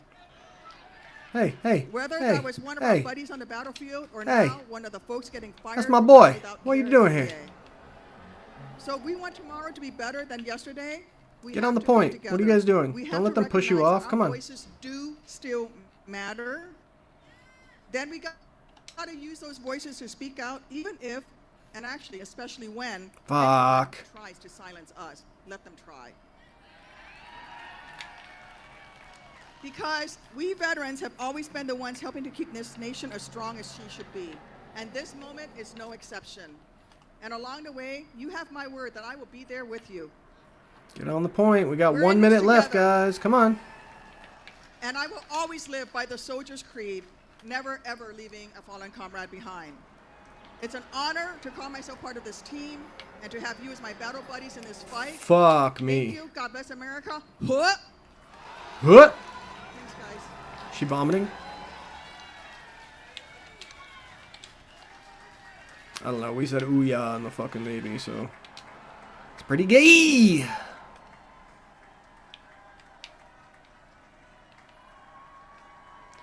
Oh yeah.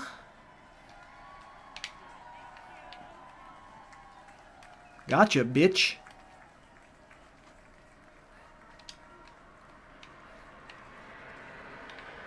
Punisher. Punisher. Punisher. Ah, Shang-Chi.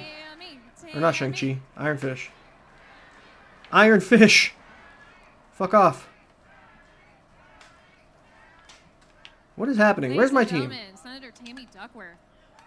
Icon! Icon! Yeah, I've never heard Tammy Duckworth Definitely speak one of my before, but I personal like her. icons. Now, Unite for Vets, I have the privilege to introduce our next leader. He has over 30 years of service in the United States Navy. He has commanded ships, led Get on the operations globally, and now he is looking to shape the future of our nation's security through action, Gotcha, not just bitch. words. Please welcome to the stage a sailor, a strategist, and a statesman, Rear Admiral Michael Smith.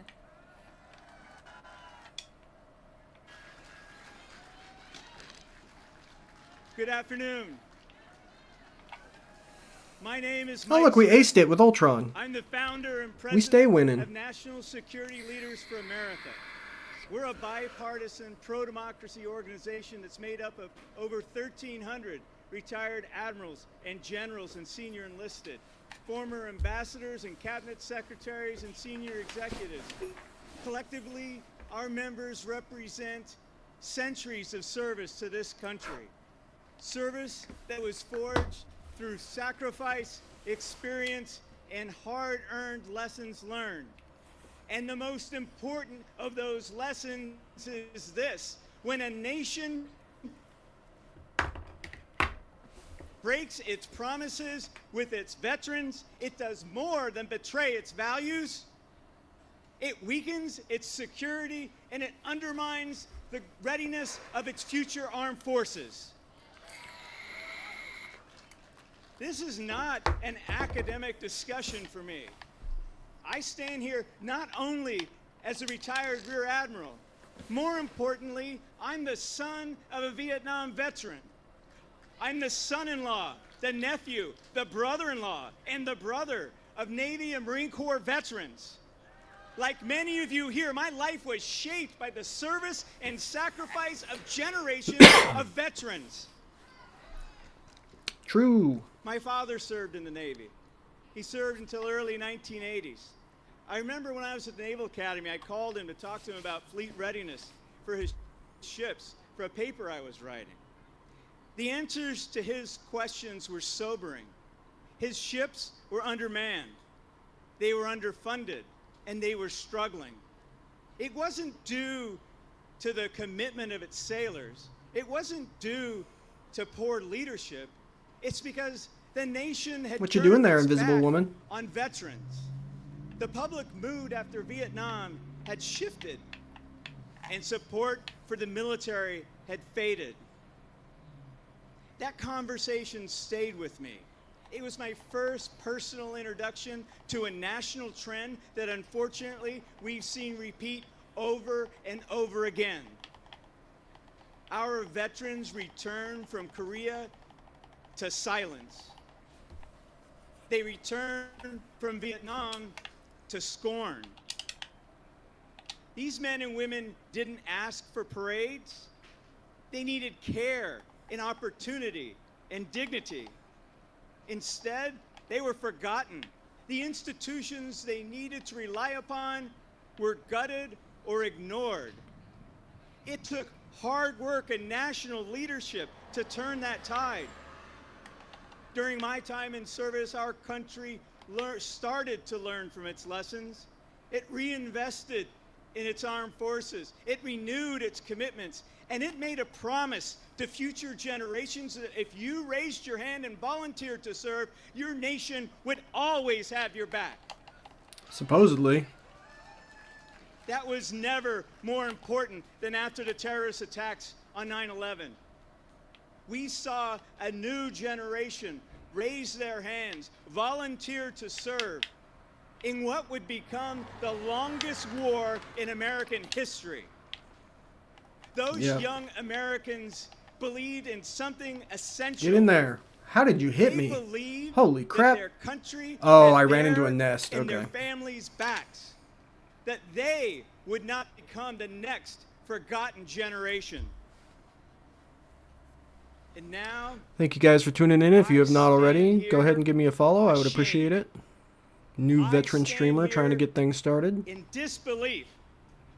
I stand here shaking in rage because it appears our country is breaking its promises. Veterans don't matter, We are actually. hearing of Right? proposals to gut the VA, to fire thousands of veterans from This is civil crazy. service, What is my team doing? to politicize their positions. What are you guys that doing? they earned. We're seeing the slow erosion of support being replaced by indifference, or worse, contempt. The fading echoes of "thank you for your service" are being drowned out by a new message that maybe veterans are, and I quote, "not fit to have a job." If together we can't stop this now, we risk repeating the mistakes we swore we would never make again.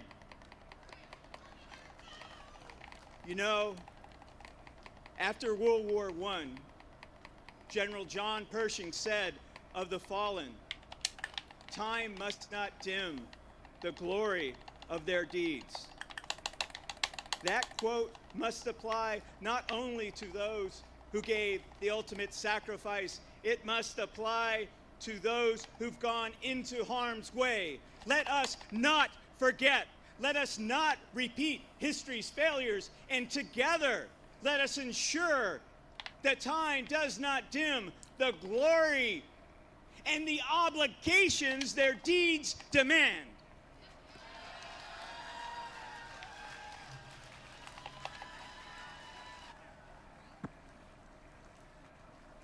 Thank you, Michael Smith.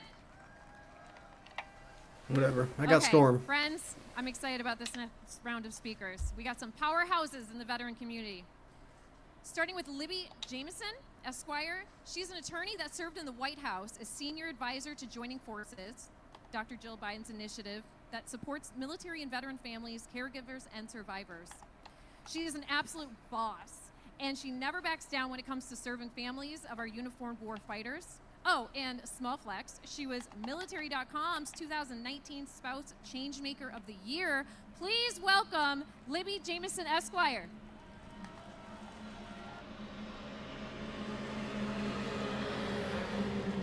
Thank you, Kate, for that lovely introduction. Sorry if you're hearing the I vehicles, should but it's also hot as add fuck that in I this grew up office as right a now. proud Navy spouse and spent 20 years, or grew up as a proud Navy brat and spent 20 years as a Navy spouse. So go Navy.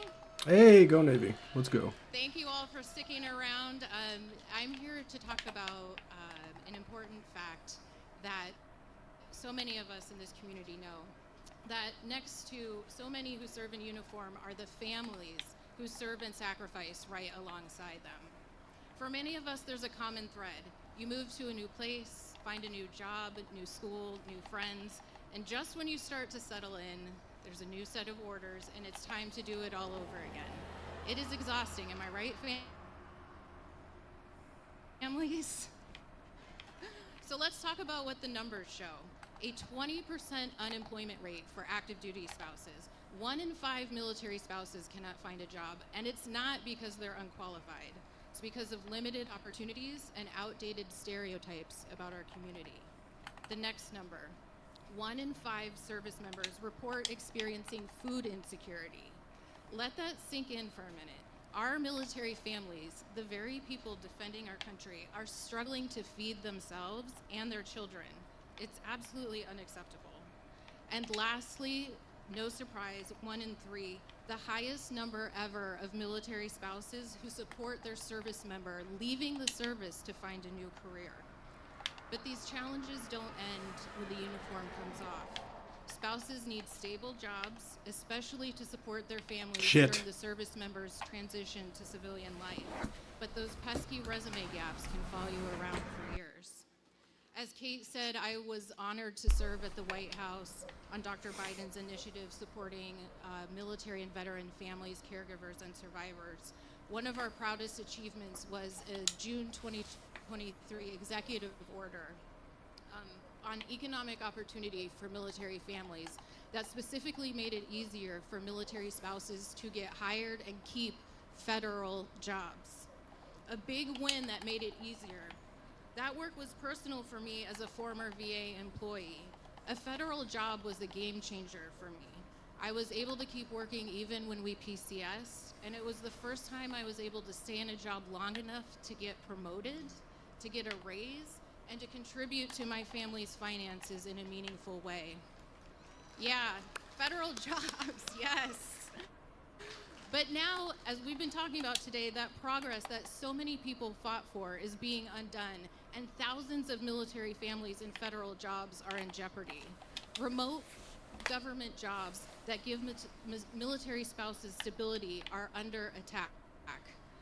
Flexible work options needed especially during a service member's trainings and deployments are being denied, and currently serving families who already have so much uncertainty in their lives are being jerked around. Military spouses are losing their jobs as federal employees and contractors. Some are being reinstated, others are being given conflicting guidance on telework, and answers to what's next are not clear. So let me be very clear. Firing talented military family members is wrong, and it's bad for our national security. Oh, fuck me. And you should be hearing that directly from those impacted military spouses today. But you're not, because they're being silenced by fear. Fear that they will hurt their service members' careers. I started off as an air crewman, but after I broke my spine, when another sailor fucking assaulted me, I had to get a different career, and I became an ABF for a little while, so I fueled jets on the flight deck of an aircraft carrier. Military families deserve leaders who have their backs, not ones who pay lip service to their sacrifice while actually making life hard for them. So when their voices cannot be heard because of fear of their own leadership, I'm a good boy. We all here must be their voices. So go on the website, sign the petition. This team's cooked, bro. Members, and speak up. Oh, hell yeah. Our families. Love my HMs. Little pecker checkers, you're the best. For military families. No, we would have the HMs hook us up to IVs after we drank too much. That was the baller move right there. Thank you, Libby. Okay, this next speaker. Gotcha, bitch. Kayla Williams. She's a combat veteran, an author, a former VA leader. Yes, we know. A lot of people know.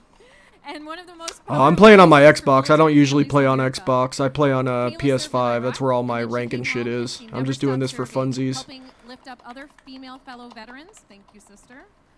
And demanding a system that sees us all. Please welcome the fearless and brilliant Kayla Williams.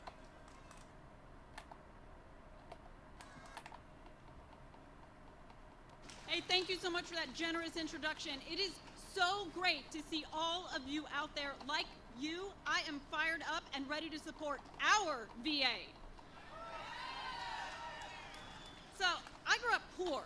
My single mom and I, we were always worried about getting evicted from our apartment, and we spent time on food stamps.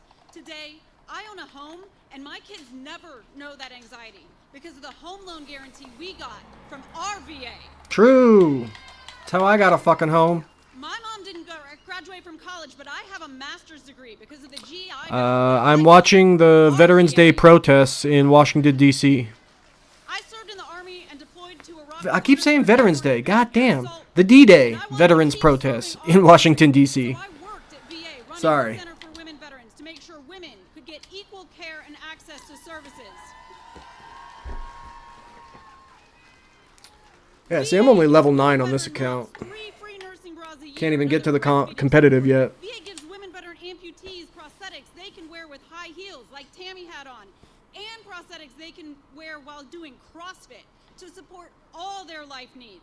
I have seen women veteran double amputees learning how to surf at the VA Summer Sports Clinic. Sure, why Private not? insurance will never support that. Only one organization does that, our VA. And we have to protect those hard-earned improvements and prevent MAGA extremists and Doge bags from stripping our care and benefits. Doge bags. Nice.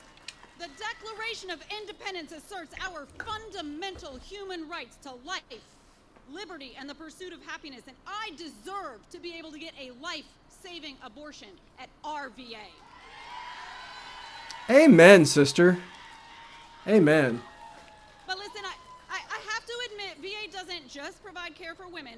My husband sustained a penetrating TBI in Iraq from a roadside bomb. Shrapnel pierced his skull and went into his brain. When he was medically retired from the Army, he went to Johns Hopkins. You may have heard of it, one of the best hospitals in the world. You know what they told him? We don't know anything about blast injuries. You need to go to VA. That makes sense. Because VA is designed to support all aspects of veterans' healthcare, including those unique to us. No like tanks? combat trauma, toxic exposures, MST, and spinal cord injuries. But my group therapy for military sexual trauma was recently cut short because the therapist quit rather than risk being laid off during the massive cuts Secretary Collins is promising to make. I'm getting care elsewhere, and my new counselor asked me, what is MST? That would never happen at our VA. And that is why we are here today, to stand up and fight for the care and benefits that we have earned through our honorable service, and for the employees that provide those services. That was a bad placement. Employees, many Fuck. of them union, 30% of I'm not a which good veterans tank. themselves are I never being tank. purposefully put into trauma Yeah, I'm gonna by die. Doge bags who don't know anything about service or what government does for the people. Fuck me. Employees who are not allowed to even include in their signature blocks that they are veterans like us, who are not allowed to wear pride pins, who don't know if they'll be laid off tomorrow, who don't know if they'll have to work in a converted broom closet or provide mental health appointments. Get his ass, get his ass, get his ass. Come on. We are here to ensure that veterans of the next Yeah, I'm not a tank. to a system Oh, good, we have where a they can tank. get high quality, evidence-based, culturally competent care and benefits and burial. Our VA. They want to turn VA into an insurance card and force us to get care in the community, even though that care is lower quality and even though rural hospitals are closing all over the country. We deserve a system where veterans can get comprehensive, integrated care and peer support, and where caregivers get support. Gotcha, A bitch. system conducting groundbreaking research that helps everyone, like the first liver transplant, the pacemaker, the nicotine patch, one that trains 80% of doctors and provides a backstop to the entire U.S. healthcare system in times of crisis. That system is our VA. Where you going, squirrel girl? We veterans made a contract with Gotcha, the government, bitch. and they owe us a strong Department of Veterans Affairs. I swore an oath to the Constitution, not a king, and I will always stand and protect and defend our rights. I am here with you today to stand That was up not and a good demand that all Stormholt. veterans, including women and our LGBTQ+ brothers and sisters, can safely access comprehensive care at VA. Where's my team? I need help. All right, so what can you do? You need to get involved and stay involved. Use your voice for Gotcha, good. bitch. Engage in grassroots movements. Join a VSO. Volunteer. Call your members of Congress. Contact all. Please your do call elected your members officials of and Congress. make What are you sure doing, they squirrel know girl? That you vote. Yeah, you better move. Thank you and have a great rally. Kayla, keep kicking ass. You make us all proud. When I say who's VA, Sheesh. you say our VA. Who's VA? Who's VA? Gotcha, When bitch. the USS Deo was in crisis, it was our next speaker, Kevin Maggot, who saved 375 lives. He's been saving lives ever since. From leading homeless veterans Oh, programs to community I might have got too structure of spicy there. veterans, Kevin fights for those still struggling in silence. No, He's living no. proof that service never alright. stops. Please give it up for Kevin Still Maggot. acing. Now that I don't have to fucking tank. Give yourselves a round of applause. Y'all could do bigger than that. Because y'all are every last one of you are unsung heroes to this, and this can't be a one and done. We got to take today's energy and we got to multiply it. After today, you have my word.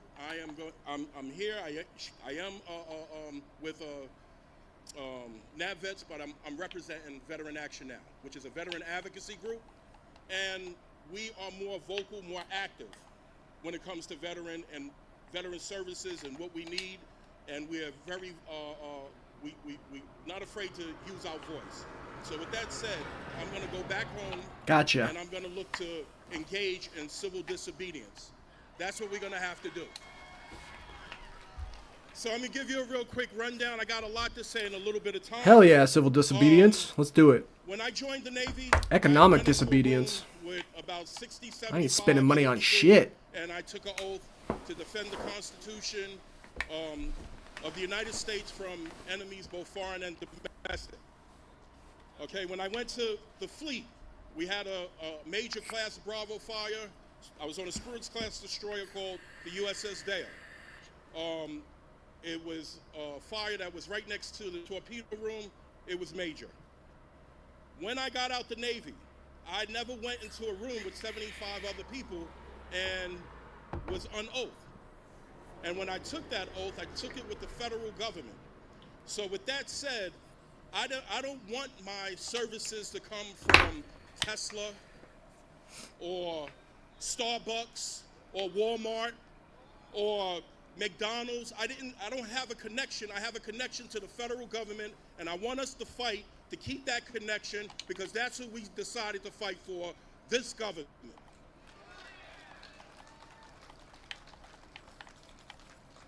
Philadelphia won the Super Bowl. It was a great Super Bowl. But Washington got their own Super Bowl going on right now. Gotcha, bitch.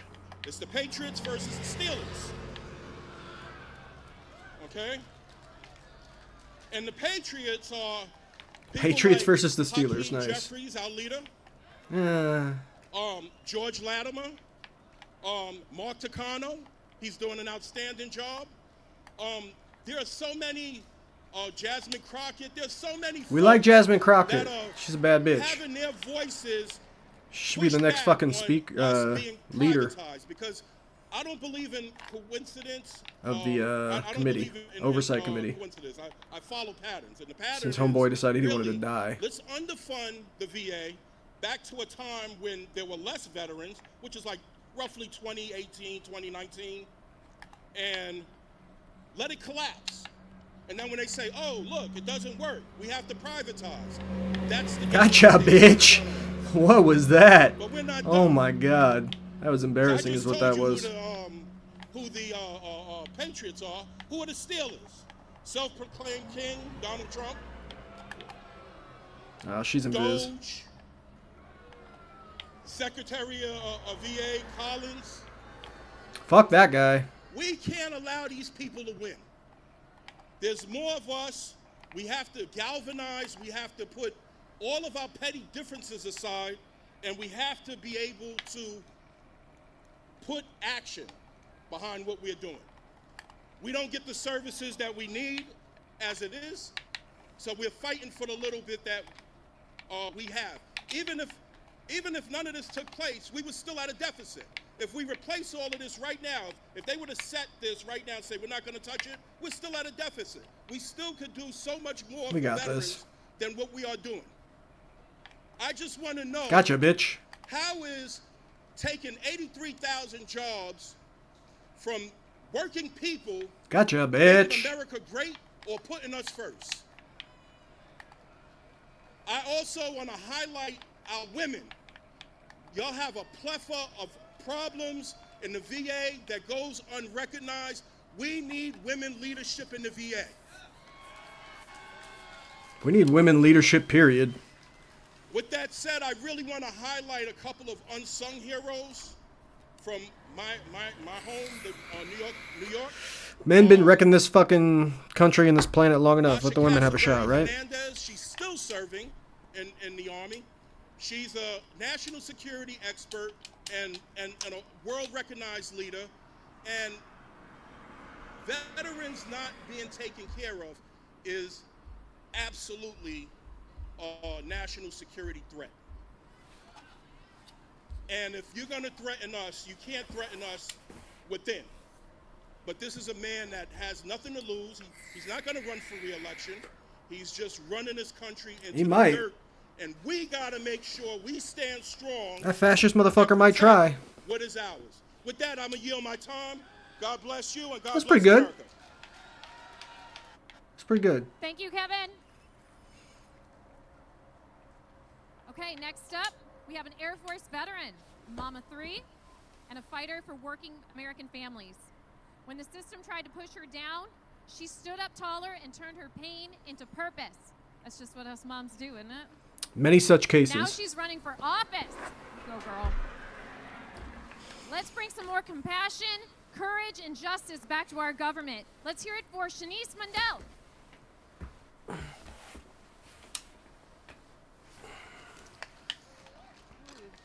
Hello, everyone. Thanks for having me. I joined the Air Force right out of high school. My mother was a single parent, and we didn't have money for me to go to college. So after a short enlistment, I was honorably discharged and went into the private sector.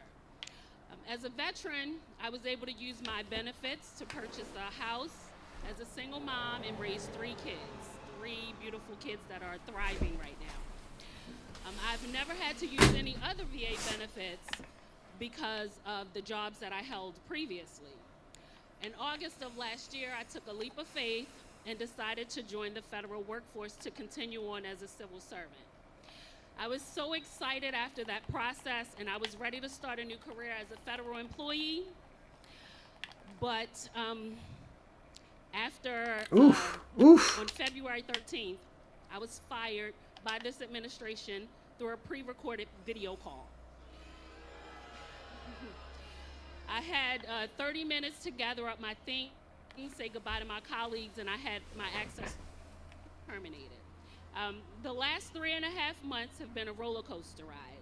Whiplash, I've been fired, rehired, brought back on admin leave with pay. Now I'm on leave without pay, a total disregard of the court order.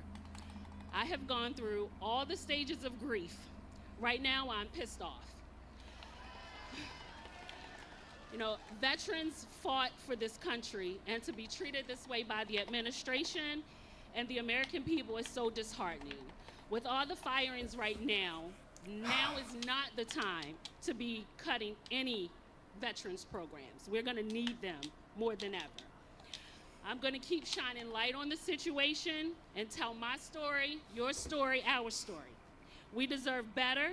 We raised our hands and took an oath to protect this country, something the current occupant of the People's House refused to do. I am in this fight for the long haul, and hopefully my name will be on a ballot in the near future.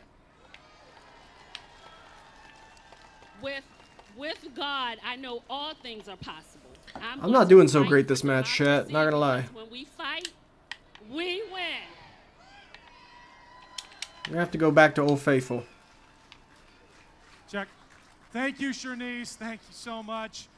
Our next speaker is the embodiment of the value of resilience. He's an Air Force vet who deployed overseas right next to burn pits.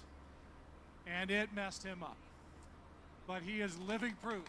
And I mean living proof because Tim has a hell of a lot more life left in him. He is living proof that one veteran can change the lives of thousands. Tim is the reason the PACT Act passed, along with a handful of his brothers who camped out on those steps, who didn't take no for an answer, who looked at the senators who high-fived when they killed that bill and said, no, we're not gonna live with that, right? We're gonna answer that with action. Tim, come on out. Another one of my heroes, Tim Hauser. Jesus Christ, where's my team?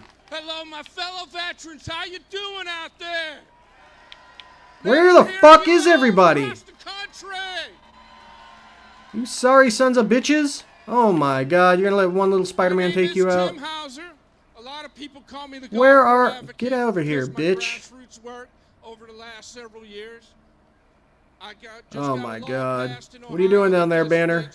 What are you doing down there, buddy? Suicide Awareness and Prevention Day. Everybody's playing for themselves right now. I have been holding rallies across the state of Ohio in support of VA employees and veterans benefits and services and health care. And we've been joined by Congresswoman Amelia Sykes from District 13 in Ohio and Congresswoman Chantel Brown. They come out, they show their support for you and for VA employees. And it's just been amazing. You know, I got a prepared speech, and I'm not going to do that because this has to come from the heart. I don't know about you all out there, but I am one pissed off fucking veteran. Indeed. I am also pissed off. I'm not yelling about it, but I'm fucking pissed. Broken promise after fucking broken promise. Hell yeah. I like this man's passion. When we advocated for the PACT Act, we thought the bill was going to pass. So we all came to Washington, D.C., and we were going to celebrate the day Gotcha, after the bitch.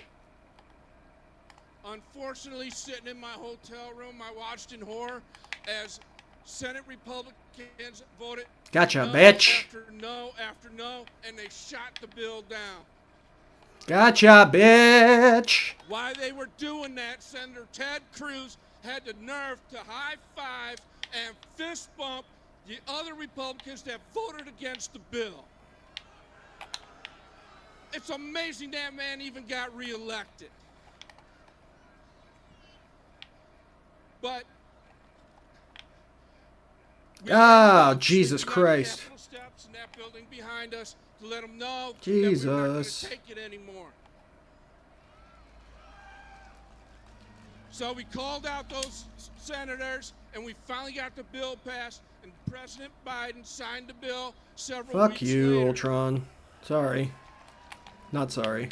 Now, unfortunately, they're trying to take that away from us.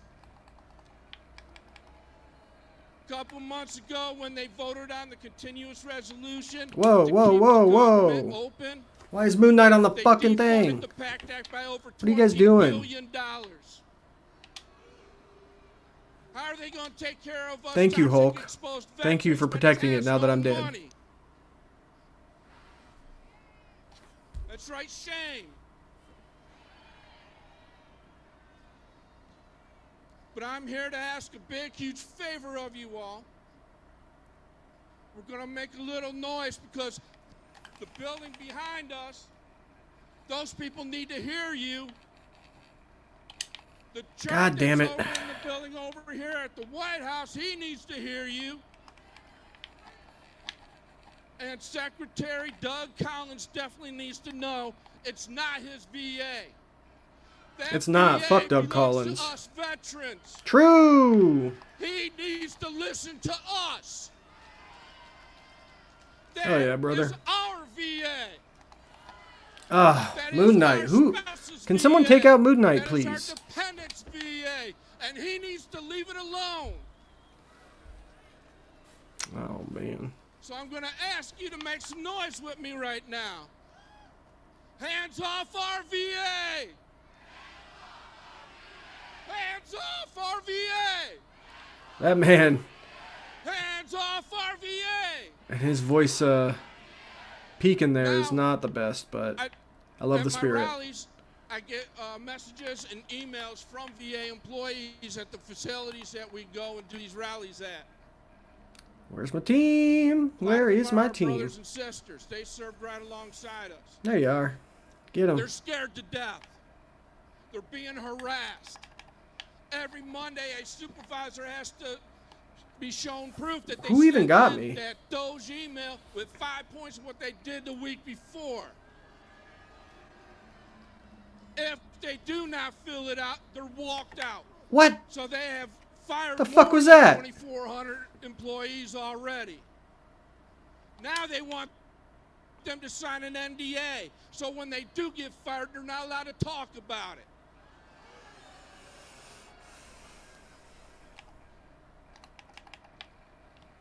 you know, when they nominated Doug Collins to become VA Secretary, I'm like, great, we got a veteran in there finally. You got that right. He is a lying son of a bitch. He's turned his backs on his own brothers and sisters. He does not deserve to have that job. So one more time, let's make some noise. Let them hear you. I want them to know across this country that they can no longer do budget cuts on the backs of veterans. We're not going to take it anymore. So hands off our VA. Hands off our VA. Hands off our VA. Thank you for allowing me to speak to you today. My name is Tim Hauser. I am the Gulf War advocate, and I am never going to give up fighting for you.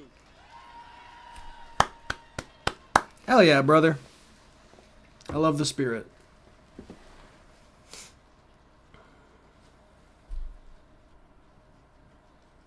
How you doing, chat?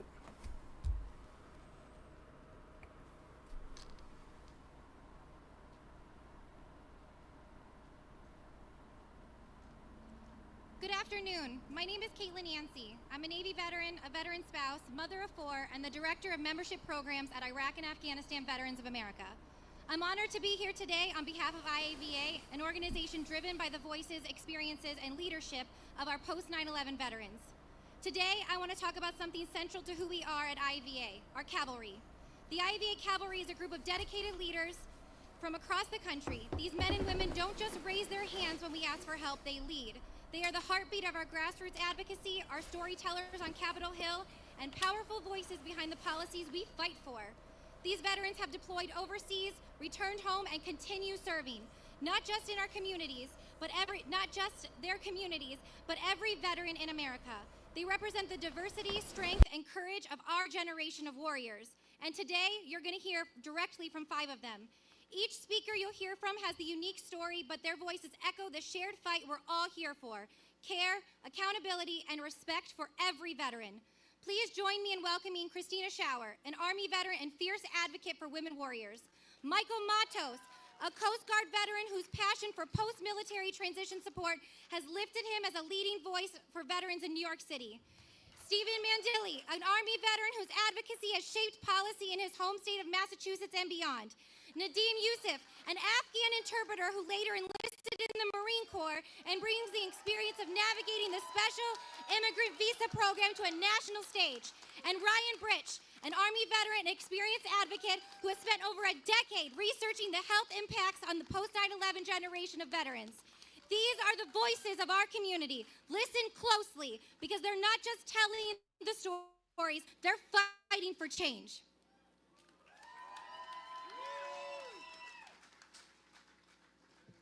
Good afternoon, sisters and brothers. My name's Christina Schauer. I'm an IAVA Cavalry member, leadership fellow, and a U.S. Army Iraq War veteran. I also lead a nonprofit focused on providing advocacy for the unique needs of women veterans and service members called the Tri-State Women Warriors out of Iowa, Illinois, and Wisconsin. I'm here today because of Madeline, my daughter. 13 years ago, she was diagnosed with a fatal birth defect and born still. I'll never know why we were chose to bear that cross, but I know this: our sisters and brothers are falling ill from toxic exposures. It's possible that those toxic exposures also cause harm to our unborn children. Research shows that women who served in Vietnam were more likely to have children born with moderate or severe birth defects. And we are not studying to see whether the same is true for those of us who served in Iraq and Afghanistan. This is a time-sensitive target. Every day that goes by without answers, we lose the opportunity to educate, to prevent, and to give another child the chance at life that Madeline never had. And when we start scrubbing research grants for DEI terms, like No one females wants to take this Spider-Man and out? women. Anybody? You fucking idiots. Jesus Christ. And Fuck you, Star-Lord. When we talk about cutting over 80,000 positions from the VA, I don't feel confident that we're going to get those answers before the window of opportunity has completely closed. Good job. Fuck Spider-Man. And I keep hearing promises that these cuts won't affect anything Bye, mission Jeff. critical, but I have to ask, who decides what is mission critical? Does anyone at that table represent me? Does anyone at that table represent you?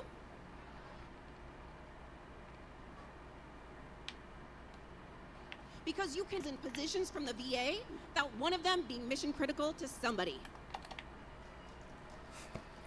Yeah, good job, Star-Lord. And when we start calling words like equity and inclusion divisive, you can rest assured that those who are already underrepresented will suffer the most. Now, I care a lot about women veteran research, but the scope of this goes far beyond that. Shit! So today, Hey guys, unite. they're behind you. Our warrior ethos The will fuck not are you allow us to doing? leave our battle buddies behind, and we're not going to let them settle for anything less. My battle buddies left me behind. That's what happened. The work we are doing here today I never is had some a of the battle most buddy. mission critical work we will ever do. So sad. Let Madeline's legacy, her brief life, provide. Oh my goodness. That was what I was going to bring home. Let me try again. Let Madeline's brief life provide a legacy that ensures we protect our most vulnerable. Oh, and I we thought I don't was gonna allow get him. them to be expendable in a system that was built to. Oh my goodness.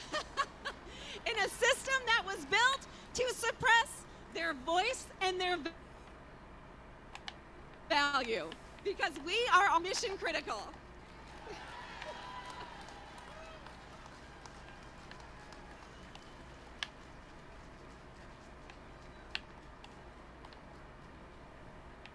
Whoa, Is whoa, this not whoa. the land of the free because of the brave? Then why does it feel like this administration has forgotten that? True! Because they fucking My hate name us. is Michael Matos. I'm a Coast Guard veteran from Brooklyn, New York, where as we speak, the VA homelessness rehabilitation program has been frozen, leaving members of our community without the support they need. But thank you for your service, right? They'll Just still- as we successfully passed still parade us around on Veterans Day. increased staffing to handle the influx of disability claims. This administration wants to cut 80,000 jobs in the VA. But thank you for your service, right?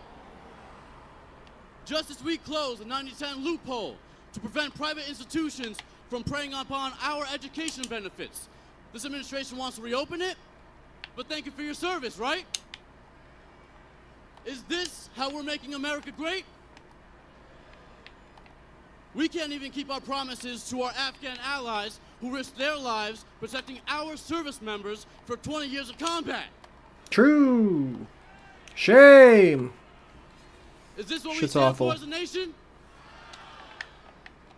A little over a decade ago, I made a promise to protect our communities and our people here in the United States. And I know every single one of you here And, has made that same promise. So I ask you now to do the following once you leave this rally in continued service. I want you to look up who represents you in Congress, and I want you to share the following message. Share the following message. You will not use us as campaign marketing every 4 years and then abandon us once the ballots are counted. You will not glorify us in the streets and then condemn us behind closed doors. You will not unravel the Constitution and trample upon the liberties it protects, regardless of citizenship.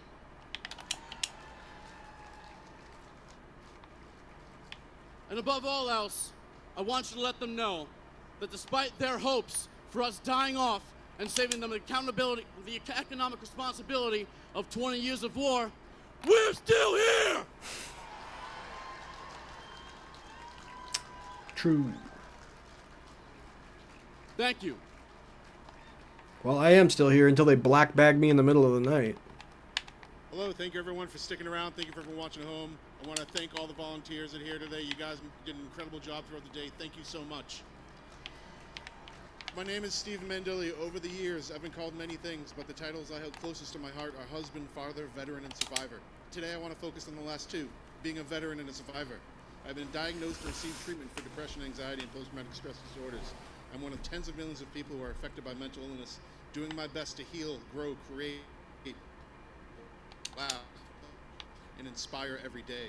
My mental health journey began in 2005 in Iraq after a spinal cord injury that flipped my life upside down. For a decade, all I could focus on was pain, Many such cases. chronic physical pain and the chronic mental pain of the abilities and the future that I lost. So I was prescribed medications, including many benzodiazepines and opioids. I was full of anger, hate, and resentment. I had many rageful and manic episodes where I'd yell at people for looking at me. I would smash and break things. I would headbutt walls and doors. I got into fistfights with strangers. I would get so confused, constantly getting lost when I would leave my house and just cry for hours. One night I decided I didn't want to do this anymore, so I attempted suicide. Fortunately, I choked on the fentanyl, the oxycodone, the Xanax, the Ambien I tried swallowing. The first difficult step was accepting that I had a mental health issue, but the most challenging step was asking for help. Many healthcare professionals and people in recovery understand that Jesus Christ, where's my team? is truly ready and committed to change. I approached my care doctor at the VA about my plan to stop taking medications I'd been prescribed. Oh, Hawkeye's firing at the wall. That's what's happening. She put her job on the line Sick. by defying VA policy, postponing mandatory urinalysis testing. You should just let him win at this point. You're not really trying that hard. Over the course of the decade, I've been No one can kill prescribed Spider-Man, medications, apparently. including 8 opioids. The withdrawals were hell, but in just 5 months, I was completely off all of them. And my doctor explained that I was their first patient.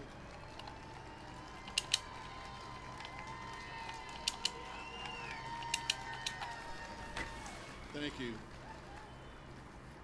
I was completely off all of them. My doctor explained to me I was her first patient in 20 years of working at the VA to successfully get off those drugs. When she said that, I felt a brief moment of pride, followed quickly by sadness, because in that moment, I realized how many people I'd loved, grown up with, or served with alongside would never got that chance. Too many lives have been lost to mental health struggles and the disease of addiction.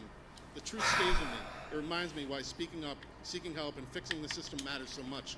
The reality is stark. Veterans make up about 6% of the U.S. adult population, but account for approximately 20% of all suicides. That means around 18 die by suicide every day.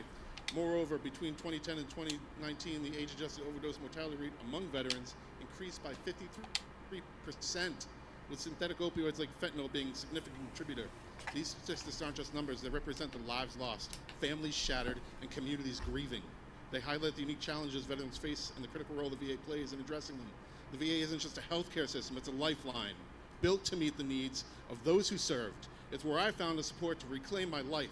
But today that lifeline is under threat from budget cuts, policy changes that risk and undermine the very foundation we depend on. And what's even more troubling is the silence. The President and his administration chose not to even acknowledge PTSD Awareness Month on the VA's own website. A painful reminder how easily our wounds are stigmatized and ignored when they're invisible. For millions of veterans still fighting the battle inside, that kind of neglect sends a dangerous message that our pain doesn't matter. As veterans, we must stand united to protect and strengthen the VA. Our experiences, our health, our lives depend on it. Let's make sure every veteran has... Thank you guys, whoever is tuning in and watching. I appreciate the views. I'm doing coverage on the D-Day protest for veterans. Pissed off about the Donald Trump administration cuts to our health care, cuts to federal workers. So if you support that, go ahead and give me a follow. I'm a veteran myself, and I make content every once in a while when I get around to it. Love you guys. Enjoy the show. In the reserves. But before long, I earned the title of the Marine. I stood beside American forces in uniform with no patch, no rank, as a linguist, as an interpreter, as a culture advisor.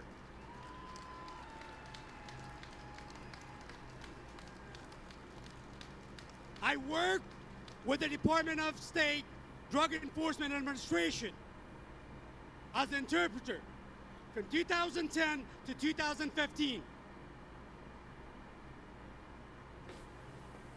I was trying to help them navigate the terrain not physically, but culturally.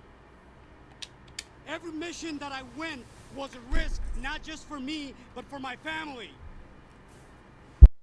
The Taliban called us traitors. They labeled us as the traitors. They marked us all for death. But we did it anyways, because we believed in the U.S. mission.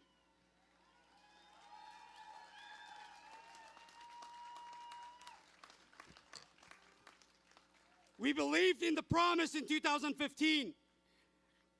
I was one of the lucky ones that I got here through SIV, Special Immigration Visa.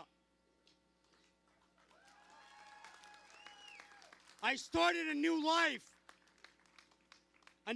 out of a gratitude for what this country has given me, a second chance. But not everyone who served beside me was fortunate as me. Since the U.S. hasty withdrawal from Afghanistan in 2021, thousands of former interpreters, contractors, local partners have left behind. They are hiding. They're being haunted every day. Their children are growing in fear simply because their parents believe in the United States. We made promise to protect those who protect us, but now that promise is broken.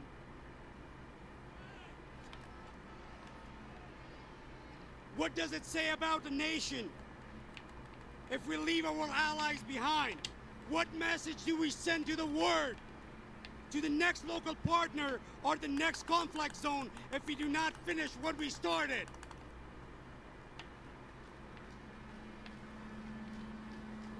I'm here today to call on our leaders to act. We need to increase the cap on a special immigration visa or Gotcha, SIV. bitch. The blockage is unacceptable.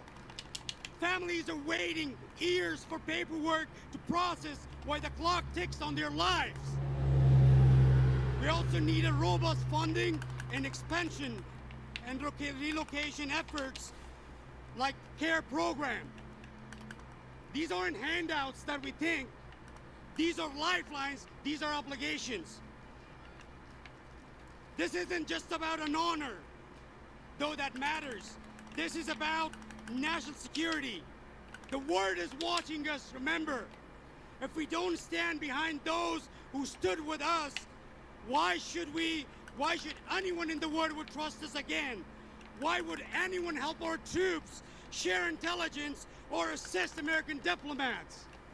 Gotcha, bitch. To my fellow veterans here, I know many of you feel the same. I've spoken with many Marines, soldiers, sailors, knowing about their interpreters are still over there. Some of them have been trying to get their friends out for years, making calls, writing letters, raising money. They're doing their part. Now it's time for our government to do the same. Thank you. Semper Fi. All right, can we make some noise for all of our civil servants? In the last 4 months, federal employees have been called saboteurs, fraudsters, liars, Oof. swamp creatures infested with ticks. Civil servants have been labeled worthless parasites and stigmatized as morally inferior to real Americans. This poisonous Yeah, we're rhetoric cooking. will spread fear, blame, and divisiveness. This administration has adopted a policy of demonization, peddling the idea that federal employees are shameful and lazy. This tactic of dehumanization is as old as time, favored by despots as it creates a mental loophole in our psyche, allowing us to harm others. This administration has taken a chainsaw to the lives of fellow citizens who have sworn an oath to protect the Constitution. Blindly firing federal employees, leaving pregnant mothers without a source of income to support their children, cancer patients without health care insurance, and rob thousands of disabled veterans of their sense of purpose. Come on. The truth is that our civil servants are hardworking and dedicated Americans whose disparate tasks keep this country safe and running smoothly. True. Over a third are veterans because the same values that drive Americans to serve in the military drive them to continued service after they take their uniforms off. Having been a soldier and a veterans advocate, I have experienced VA healthcare firsthand and advocated on how to improve it on Capitol Hill. I've experienced the benefits of trauma-focused psychotherapy for PTSD and have spent countless hours studying the reports comparing VA and private sector healthcare. The fact is, VA offers higher quality and more culturally competent care than the private sector can. VA also has shorter wait times, is leaner, and costs less. VA is a system worth saving. Today, VA is facing its greatest yet. Secretary Doug Collins. Fuck that guy. An election-denying used car salesman. In February, without any staff input, Collins cut hundreds of VA contracts and said they were just for PowerPoint and meeting minutes. These critical contracts are actually directly related to patient safety and included Legionella testing and the sterilization of surgical equipment. Collins has blindly terminated thousands of VA employees without notice and told the public that patient care would not be impacted. He lied. Many of the terminated employees held critical roles, including clinic managers, vet center staff, and employees at the Veterans Crisis Line. And now Collins wants to purge an additional 83,000 VA employees, nearly a fifth of all staff. He continues to claim that these terminations will not impact patient care, but that's not possible. Now is not the time to weaken VA, not as our Vietnam War veterans age and rates of rare and aggressive forms of cancer among post-9/11 veterans skyrocket. Congress needs to reclaim their oversight powers and ensure Collins fulfills Lincoln's promise, our most sacred task. Secretary Collins, quit scaring the veterans. Hell yeah. Gotcha, Thank you, bitch. IAVA. Let's hear it one more time for Iraq and Afghanistan Veterans of America. All right, these two guys, come here. I That feel was like really I've known bad, the two Strange, I'm not gonna Chris's lie. My whole life. Chris Purdy is the CEO of the Chamberlain Network and Army vet. Chris Goldsmith is the founder and CEO of Task Force Butler, and get this, because it's pretty fitting right now, he runs Veterans Fighting Fascism. Nice. Yeah, fuck. Veterans Against this, Fascism. Chris, Keep fucking saying family it. in the crowd. They're Julie and fascists. Torrin, We where need are to they? keep saying that. This Chris does not, because he became a dad for the first time 11 days ago. And his daughter Sylvie is at home watching the live stream, I am told. But most importantly, these two guys are the reason this exists, along with a small team of incredibly dedicated vets. Unite for Veterans boils down to the incredible efforts of Chris and the team around him. All yours, guys. What?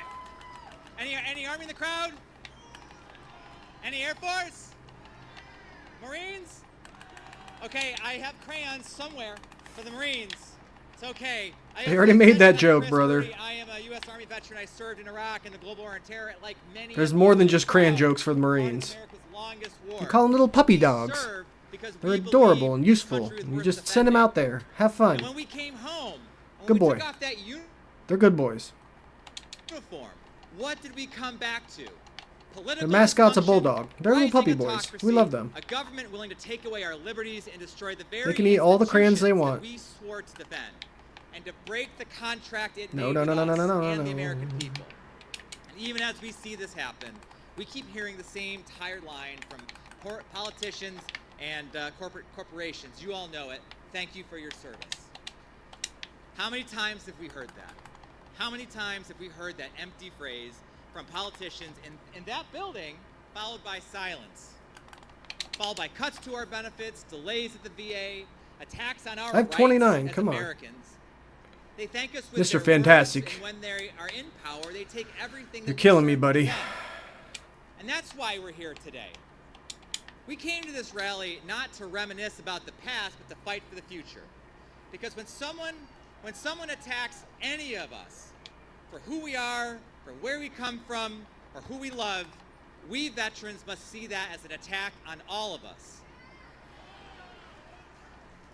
Our community is broad, it's diverse, and it's united in the belief that this country is a place for all of us. Because we know that we didn't swear an oath to a president or a party. We swore to the Constitution. To the and people. the rule of law. And we know that the idea of citizenship means showing up for one another and defending the rights of others as fiercely as we claim our own. And that's the kind of service that we need now. Ah, I didn't even As see her. veterans, we know that national service isn't just found on the battlefield. It's found in classrooms and town halls, and neighborhood meetings and nonprofit offices, and every act that moves this country closer to the ideals it was founded on. So if you're wondering, this rally is not the end. It's the start of something new. And when we leave this place, we're gonna put you all to work. We're gonna put you to work to defending our democracy. Gotcha, bitch. The promises that America made to us. Gotcha, bitch. Yes, promises like benefits and health care, but also promises like free and fair elections. Gotcha, Promises like due bitch. process under the law. The promise of living in a country without fear of retribution because of what you say or who you are. So we are going to mobilize veteran organizations at every level to defend our democracy and our communities. So if you are a local organization who wants to be connected with veterans, join us. If you are a veteran who wants to be part of a national movement that supports American ideals, join us. And if you're a community member who's never wore the uniform, but still believes in service and wants to stand alongside us, then join us.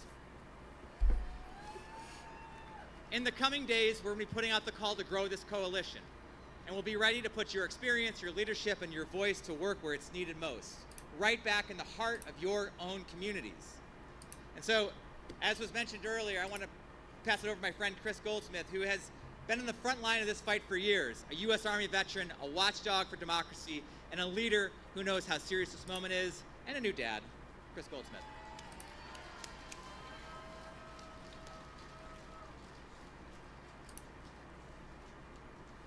Memorial Day 2005, I was in Iraq. I was 19 years old.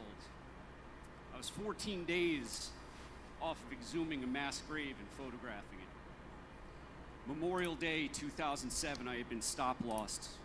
My exit term is, my ETS date, my exit term of service date, turned into my new deployment date. I got about 4 months of warning between the stop-loss orders and what would have been the end of my enlistment. Memorial Day, I went out onto Soldiers Field on Fort Stewart, Georgia, and I took a handful of Percocet and a bottle of vodka, and I tried to go. They plant a tree in that field for every one of my brothers and sisters who've fallen from the 3rd Infantry Division.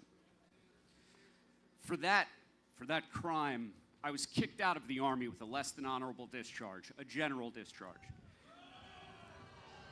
They stripped of me my GI Bill. I exited the Army into the Great Recession and was completely unemployable for years. It was the VA that helped put me back together. Now, it was a long and hard 5 years where I was in crisis. But it didn't matter if I showed up without an appointment. If I went to my VA and I said I needed to talk to somebody, my doctor would skip his lunch and make sure that he saw me right then and there. Because of the Department of Veterans Affairs and their healthcare system and the flexibility that my VA doctors had, even when the VA was not doing so great in 2008, 2009. It was underfunded, it was understaffed. Iraq and Afghanistan veterans were just getting out. Vietnam veterans were aging. World War II veterans were still filling the hospitals. The people who worked at the VA genuinely cared about my existence. And that is why on Memorial Day of 2025, Sylvie Faye Goldsmith was born.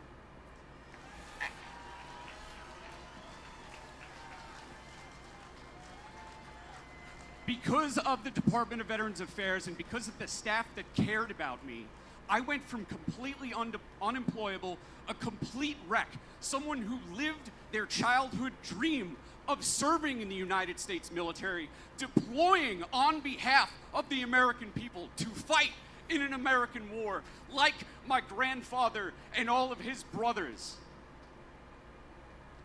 I turned into a wreck, but the VA brought me back. Because of Voc Rehab, another essential benefit. Hell yeah, Voc Rehab. The GI Bill still had that bad paper. Voc Rehab sent me to school. I started off at community college with no confidence and a complete fear of failure. I ended up going to Columbia University, graduating with honors, Let's go. and working for Vietnam Veterans of America. And with a coalition of veterans organizations, every veteran organization you've seen up here today, we work together to pass the Forever GI Bill. So now, every person who earns the GI Bill never has it expire. Our generation, the Montgomery GI Bill generation, we used to have this mandatory 15-year, like they take it and leave it, right? Because of the VA, I was able to come up with the budgetary trick to remove that cap. Because of the VA, my daughter was born. And because of you and the support of you showing up and doing the thing, I know that Unite for Veterans is just at the beginning of accomplishing great things. I want you to look to your left and to your right now. The crowd has thinned out a little bit, and that's okay. I'm not offended. I love the Dropkick Murphys. But these are the people who really give a shit. These are the people who you connect with before you go home. Hint, hint, do that right now. That's a good point. We cannot wait for somebody to save us. Nobody's coming. Our generation does not have a Smedley Butler. It is you. It is us. We will save the VA. Because when we unite for veterans, we unite for America.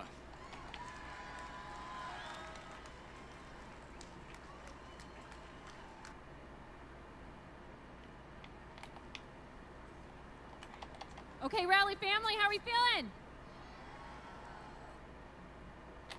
Love to hear it. Okay, our next two guests are proof that duty to country does not end with uniform or party lines. They may come from different sides of the aisle, but they share the same oath, the same courage, and the same commitment. Connor Lamb is a Marine Corps veteran, a former federal prosecutor, and a Pennsylvania congressman who always puts service and solutions ahead of sound bites. He fought for veterans, for workers, and for families with quiet strength and unshakable integrity. Adam Kinzinger is an Air Force veteran and an Illinois congressman who stands when it mattered most, defending democracy, calling out extremism, and putting principle over politics even when it came at a personal cost. These two public servants may have come from different parties, but they are walking the same path now, the path of truth, accountability, and unity. Please welcome these two patriots that remind us what real leadership looks like. Connor Lamb and Adam Kinzinger.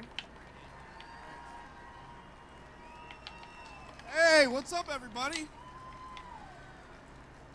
Man, what a fired up crowd. This is great. Thank you so much. Listen, I know that you guys have had everybody tell you all the good reasons to do what you're doing. And I want to say thank you so much, because if anybody has any doubt about the future of this country, whether we'll get through any of these tough moments, I have no doubt, because all I have to do is look around. This is from the ground up. These are people that have said, we believe in our democracy, we believe in our veterans. One thing I want to do, though, because we've talked about a lot, one thing I want to do is talk about why this matters so much. So if you think back to the founding of this country, I want you to think back to the Revolution, right? To a bunch of people standing around saying, you know what, I think we can throw off the British crown, but every one of them had families, they had farms, they had lives, but they made a decision to put principles above what was convenient at that moment. And then you think through all the wars to the Civil War, when an entire generation of Americans stood up to free slaves and preserve the Union at incredible cost.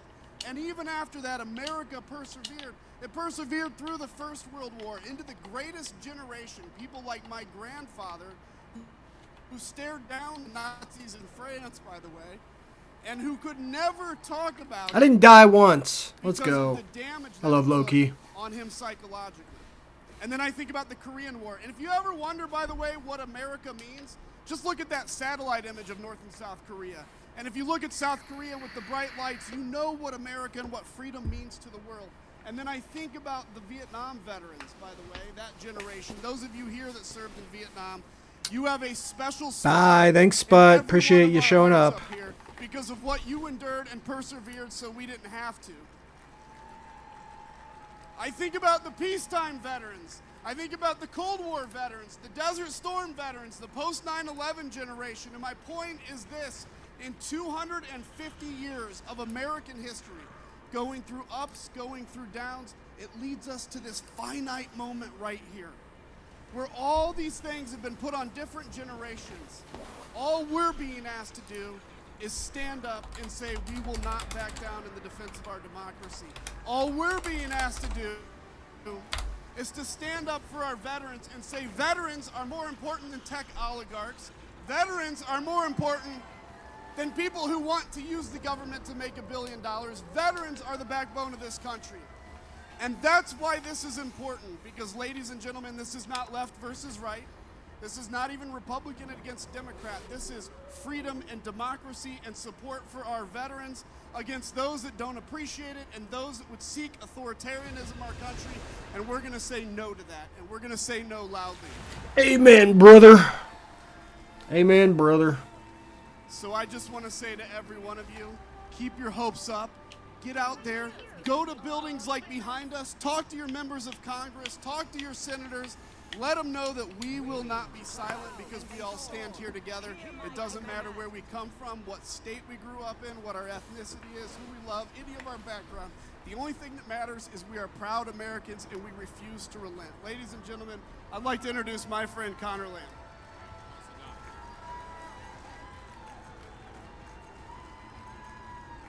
Thank you all for being here. I can tell we're not going to have any problems with this crowd. I will say, in my experience, sometimes it's a little hard to get veterans to speak up on their own behalf, isn't it? Because your service taught you that it's not about you. It was about putting the country first. And that wasn't always easy, was it? You followed orders you maybe didn't want to follow sometimes. You looked out for the person to your right and to your left, even when you didn't like that person. You went out in the heat, in the cold, in the rain. I'm told they even do that in the Air Force, actually, right? You did all those things because you knew the country needed something done. But we have come to a time when people who work down there and people who work in the Oval Office, who never served a day in their lives, are throwing out people who served their entire careers. And that service is supposed to be bigger than politics. It is. It's not supposed to be red or blue. But when politicians attack veterans and the people who take care of veterans at the VA, we have to enter the arena. We have to be the ones to speak up about why we served. Was it for a good government job? No. It was about the mission, wasn't it? It was We might be about the cooked on country. this one. This attack on our veterans and their jobs and the people who take care of them is an attack on every single one of us. Because it's an attack on what we believe. See, Elon Musk, he came to this town. And what did he do? He pecked at a keyboard. Could that guy survive one day at Parris Island or Fort Benning? So who is he to judge anyone's service? We have to be the ones to speak up for these public servants. We swore an oath. Was that oath to any president? That oath was to the Constitution, which is there exactly for times like these, where people are in government not because they want to serve, but because they want power, and they think they're above the law. What they've done to these veterans is against the law. True. We swore to serve a government that follows the law, and our service continues. Does your oath continue? It sure does. Yes, it does. And so it's incumbent upon every single one of us to stand up and say that. And these guys that think they're so powerful because they can fire veterans, they have no idea the power that veterans have as long as we stand together. Jesus Christ. Your whole Where's my lives team? The power of what we believe in. You've seen how the military brings out the best in people, how real leaders build people up and teach them to leave no one behind, how real leaders set an example. I'm selling this like match. honor and courage and commitment. 0-3. Oh Things that are my hard to find in God. the government these days. Hard to find when they rip up union contracts and they break promises to our veterans while they're getting rich. And the corruption, the dishonesty, they want you to think that's just how it works now. That's how things are. Oh, that was terrible. You tell me, are we going to accept that? This is a democracy last time I checked. So Adam and I want them to hear what you really think. We want them to hear you all the way at the Capitol. We want them to hear you in the Oval Office. And we want to send a message that's not red or blue, that's not Republican or Democrat, and it's bigger than whoever controls the Congress or whoever controls the Oval Office. So you tell me, should all those veterans that have been fired from the federal workforce get their jobs back so they can keep serving the country?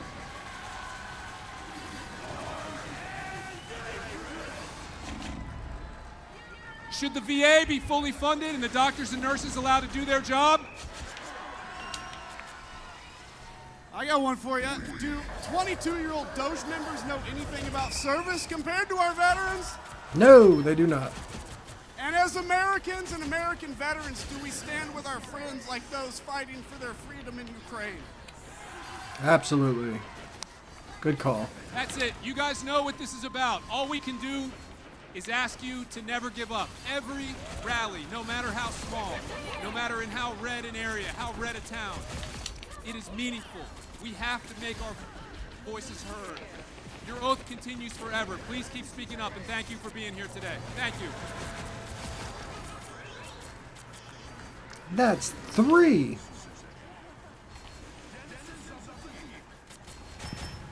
One more time for Connor and Adam. Damn, that didn't hit a single soul. Said it. Trash They bags. have no idea how powerful veterans are when they stick together. They're about to find out. Fred, come on out. Talk about veterans sticking together. I've known this guy for forever. 15 years, back when the veterans movement really started to catch steam. Fred has been there from the beginning, one of the most tireless advocates for veterans. After a career in the U.S. Army flying Black Hawks and the SH-60 crews out here, a few, all right. Harvard, West Point, he's got the pedigree, but he's also got the heart. This guy has fought since his entire career in the Army, and since then he's now the host of On Democracy with F.P. Wellman on Midas Touch. I see a few Midas Touch signs out there. I'm going to hand it over to Fred, buddy. Bring us home. You know, I know I'm the last thing standing between you and the Metro and I-95. And beer. So I tell you what, I'll try not to keep us too long, but I want to tell you where we're going. You heard it from my colleagues, Chris and Chris, which is kind of hilarious. But if you allow me to tell a short personal story before I get started, this is my only tattoo. I know, weird, right? Old Ranger. It says, "I'm Damn. not done yet."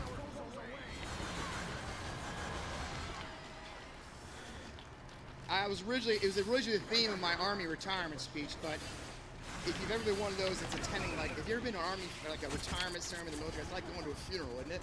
Like everybody's writing a eulogy about this guy and his career. Gotcha, bitch. You know, like he's dead. And I was up at midnight finishing my speech because, you know, if you wait to the last minute, it only takes a minute. And so I'm sitting there, I'm like, Jesus Christ, I'm 44 years old, I'm writing my eulogy. So I deleted the whole damn thing, as one does, and I just typed out, well, I'm not done yet. Jesus. I was 44, I had 22 years in the Army, but I was just getting started. The whole new life after service, as we must do. So I went from there, and for years became my personal affirmation in my head. When I failed, I said, you know what, I'm not done yet. When I screwed things up, I said, you know what, that was bad, but I'm not done yet. When I was despairing, thinking about ending it all, as I wallowed in my PTSD, I always said to myself, you know, I'm not done yet. I'm not there. And you can see it, but you can't see it probably, but there's no punctuation. Some days it's a period. Some days it's an exclamation point. Some days it's a freaking question mark. I'm not done yet. But goddamn it, that's where it is. I got that done in a particularly dark period of my life just to kind of remind me. So while we're ending this rally, we're not done yet.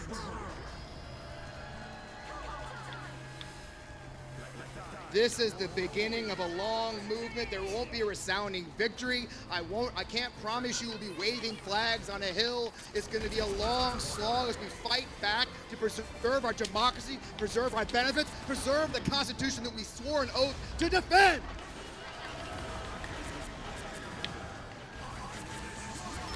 Our power is in our united voices.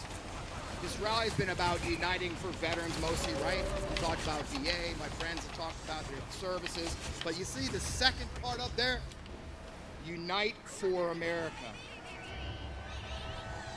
10K damage. I want you to take this experience with you at home across the country. We have people from all 50 states. We're on a live stream across the country. Hell, C-SPAN's here. We are veterans, but first and foremost, we are Americans. We are America.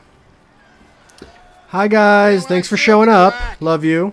I had 3 tours in Iraq. And Protests are going great. Directly with the Iraqis. Funny enough, And I heard the stories of how Saddam divided them against each other. Sunni hated Shia. the veterans have not stormed the Capitol and taken things over. You know, they're actually behaving themselves, unlike some people I know. Dodging freaking rockets. But you know who sat? The rich men, and Saddam and his family sat on it all. Go ahead and give me a like and follow and all that fun stuff, whatever the button says. That'd be great. You're all the best. Does this sound familiar to anybody? It does, doesn't it? They're trying to pit us against one another. You know, we did this thing, apolitical, right? For a reason. They want us to fight each other. We're united. From the foxhole to the front porch, we'll stand beside each other, not divided by partisanship, race, or money. Let no one exploit, scapegoat, or abandon our veterans or our fellow Americans. We must stand for everyone on our shores, especially the poor, the sick, the unseen, the different, and yes, the immigrant. Hell yeah. It's the whole point of this fucking country. Earlier you heard the Dropkick Murphys, which was awesome. They asked their new song, "Who will stand with us?" We do. Hell We yeah. rise for them. We rally for them. We stand for them. We don't solve our problems with violence. We protest. Here we raise our voices. We return to our corners of America. I want you to use your voices for good. Demand our elected officials serve the same principles that we did. They swore an oath like we did. Across every zip code in America, we embrace service over selfishness, truth over lies, unity over division, and hope over despair.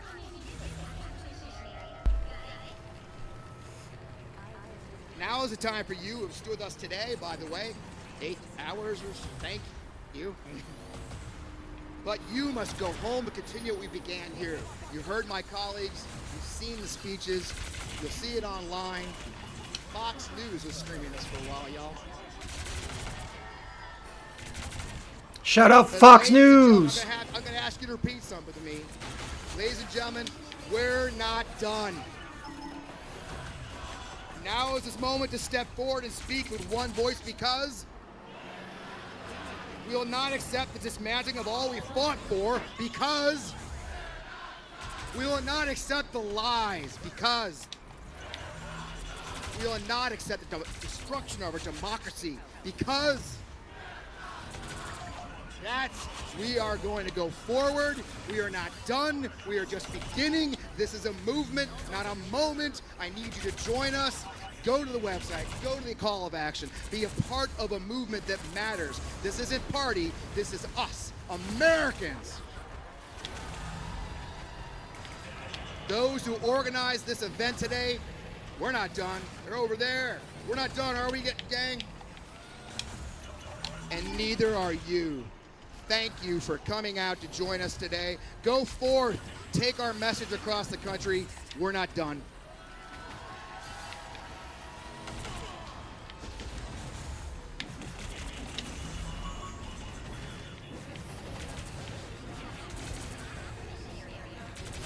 Nice try, little bitch.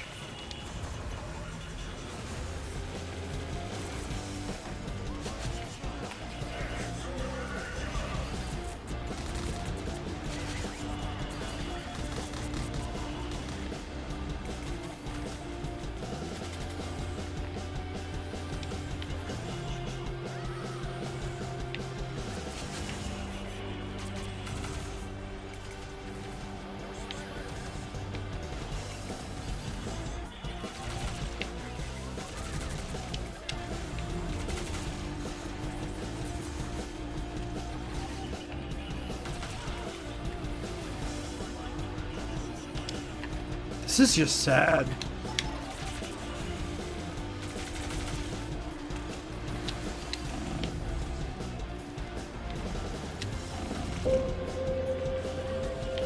What is happening? I'm in the middle of the match, I can't check. What is happening? It's so loud.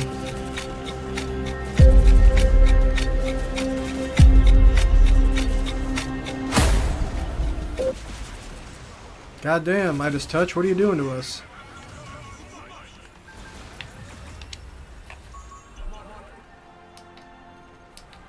Well, it looks like the coverage for the veterans protest on D-Day has finished.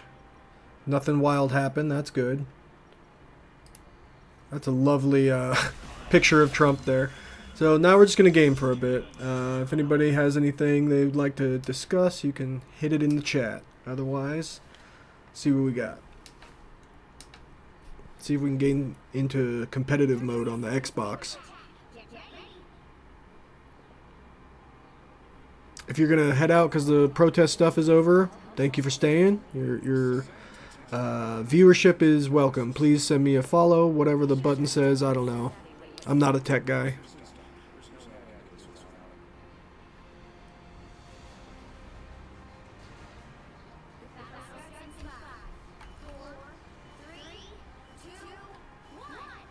Let me turn this up a bit. There we go. Alright. Got it.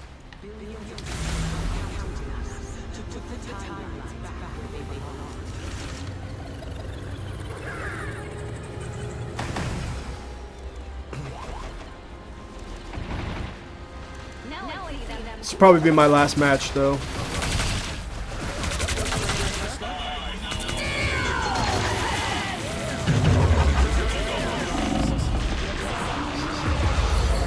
That's tough.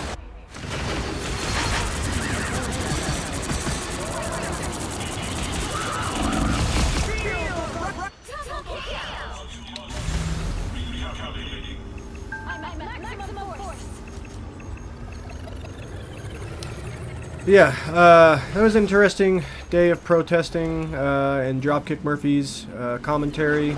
I would say that many of the stories that were told up there are pretty similar to my own. When I was in the military, you know what? I can't even hear myself over this. I don't know if everybody else can, but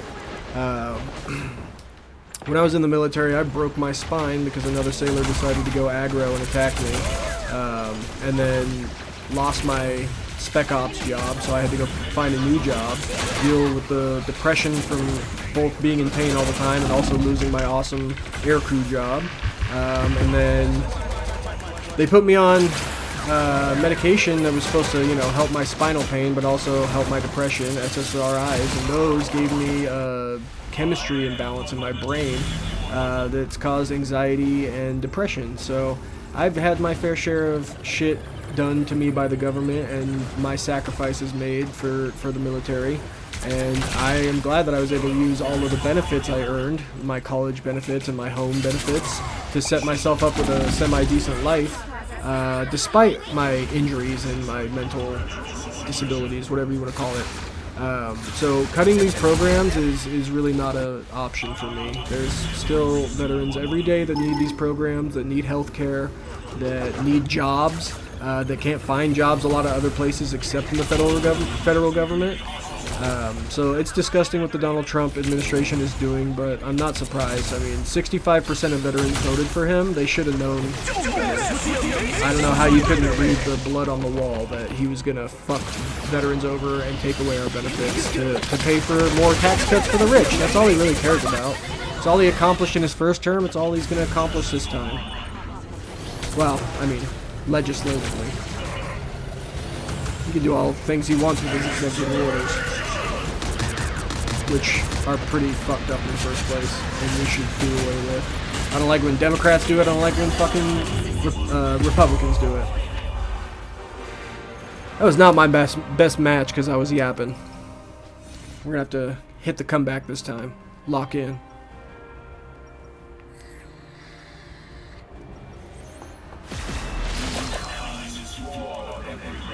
Yeah, you can hear me all right in comparison to the video game. That's good.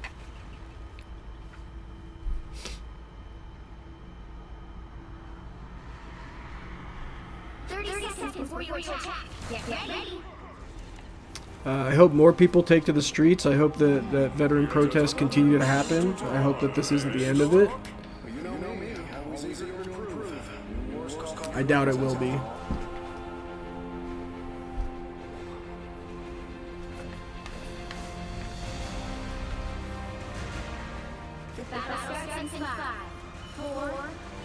You're my good luck charm.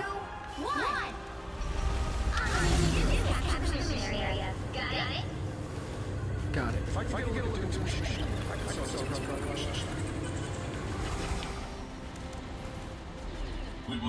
Oh, fuck you, Spider-Man. Get out of here. No, someone disconnected? You son of a bitch. He had no faith in us. Which is fair. I might need to switch off Ultron. Yeah, I might need to switch off Ultron. Even though I'm acing right now, my team is awful. Yeah. I got nothing for that. No! I wanted to switch, you rat bastard. You triangle face monkey.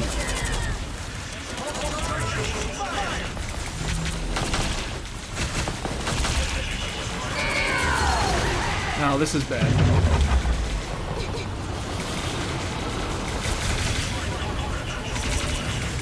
Can you kill her, please? Anybody?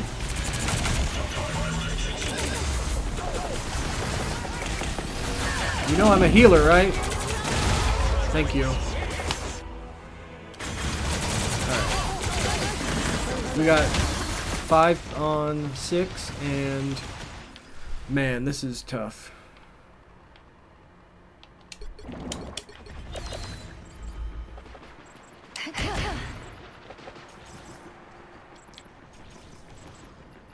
We got a 6th now? 'Cause I'm carrying the squad right now. Get in here, boy.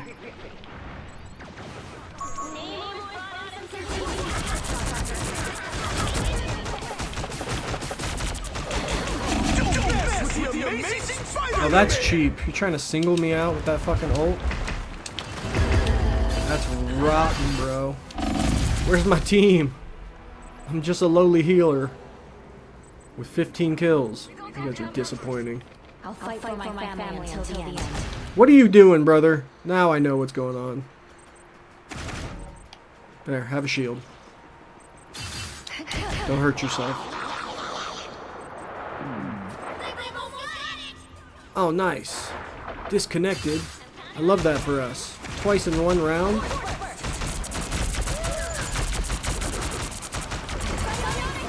Don't worry, I got this, guys. What's up, Dutch?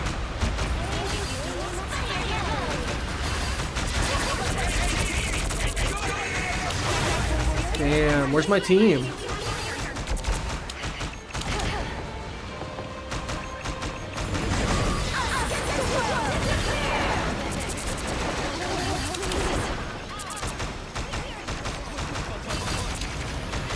I think the dog wants to go outside. Tragic. Take him out here in a minute. No! I'm a good boy! Don't hurt me! Oh my god. She grabbed me by the throat and oh. God damn, that was nasty. I can't even be mad about that.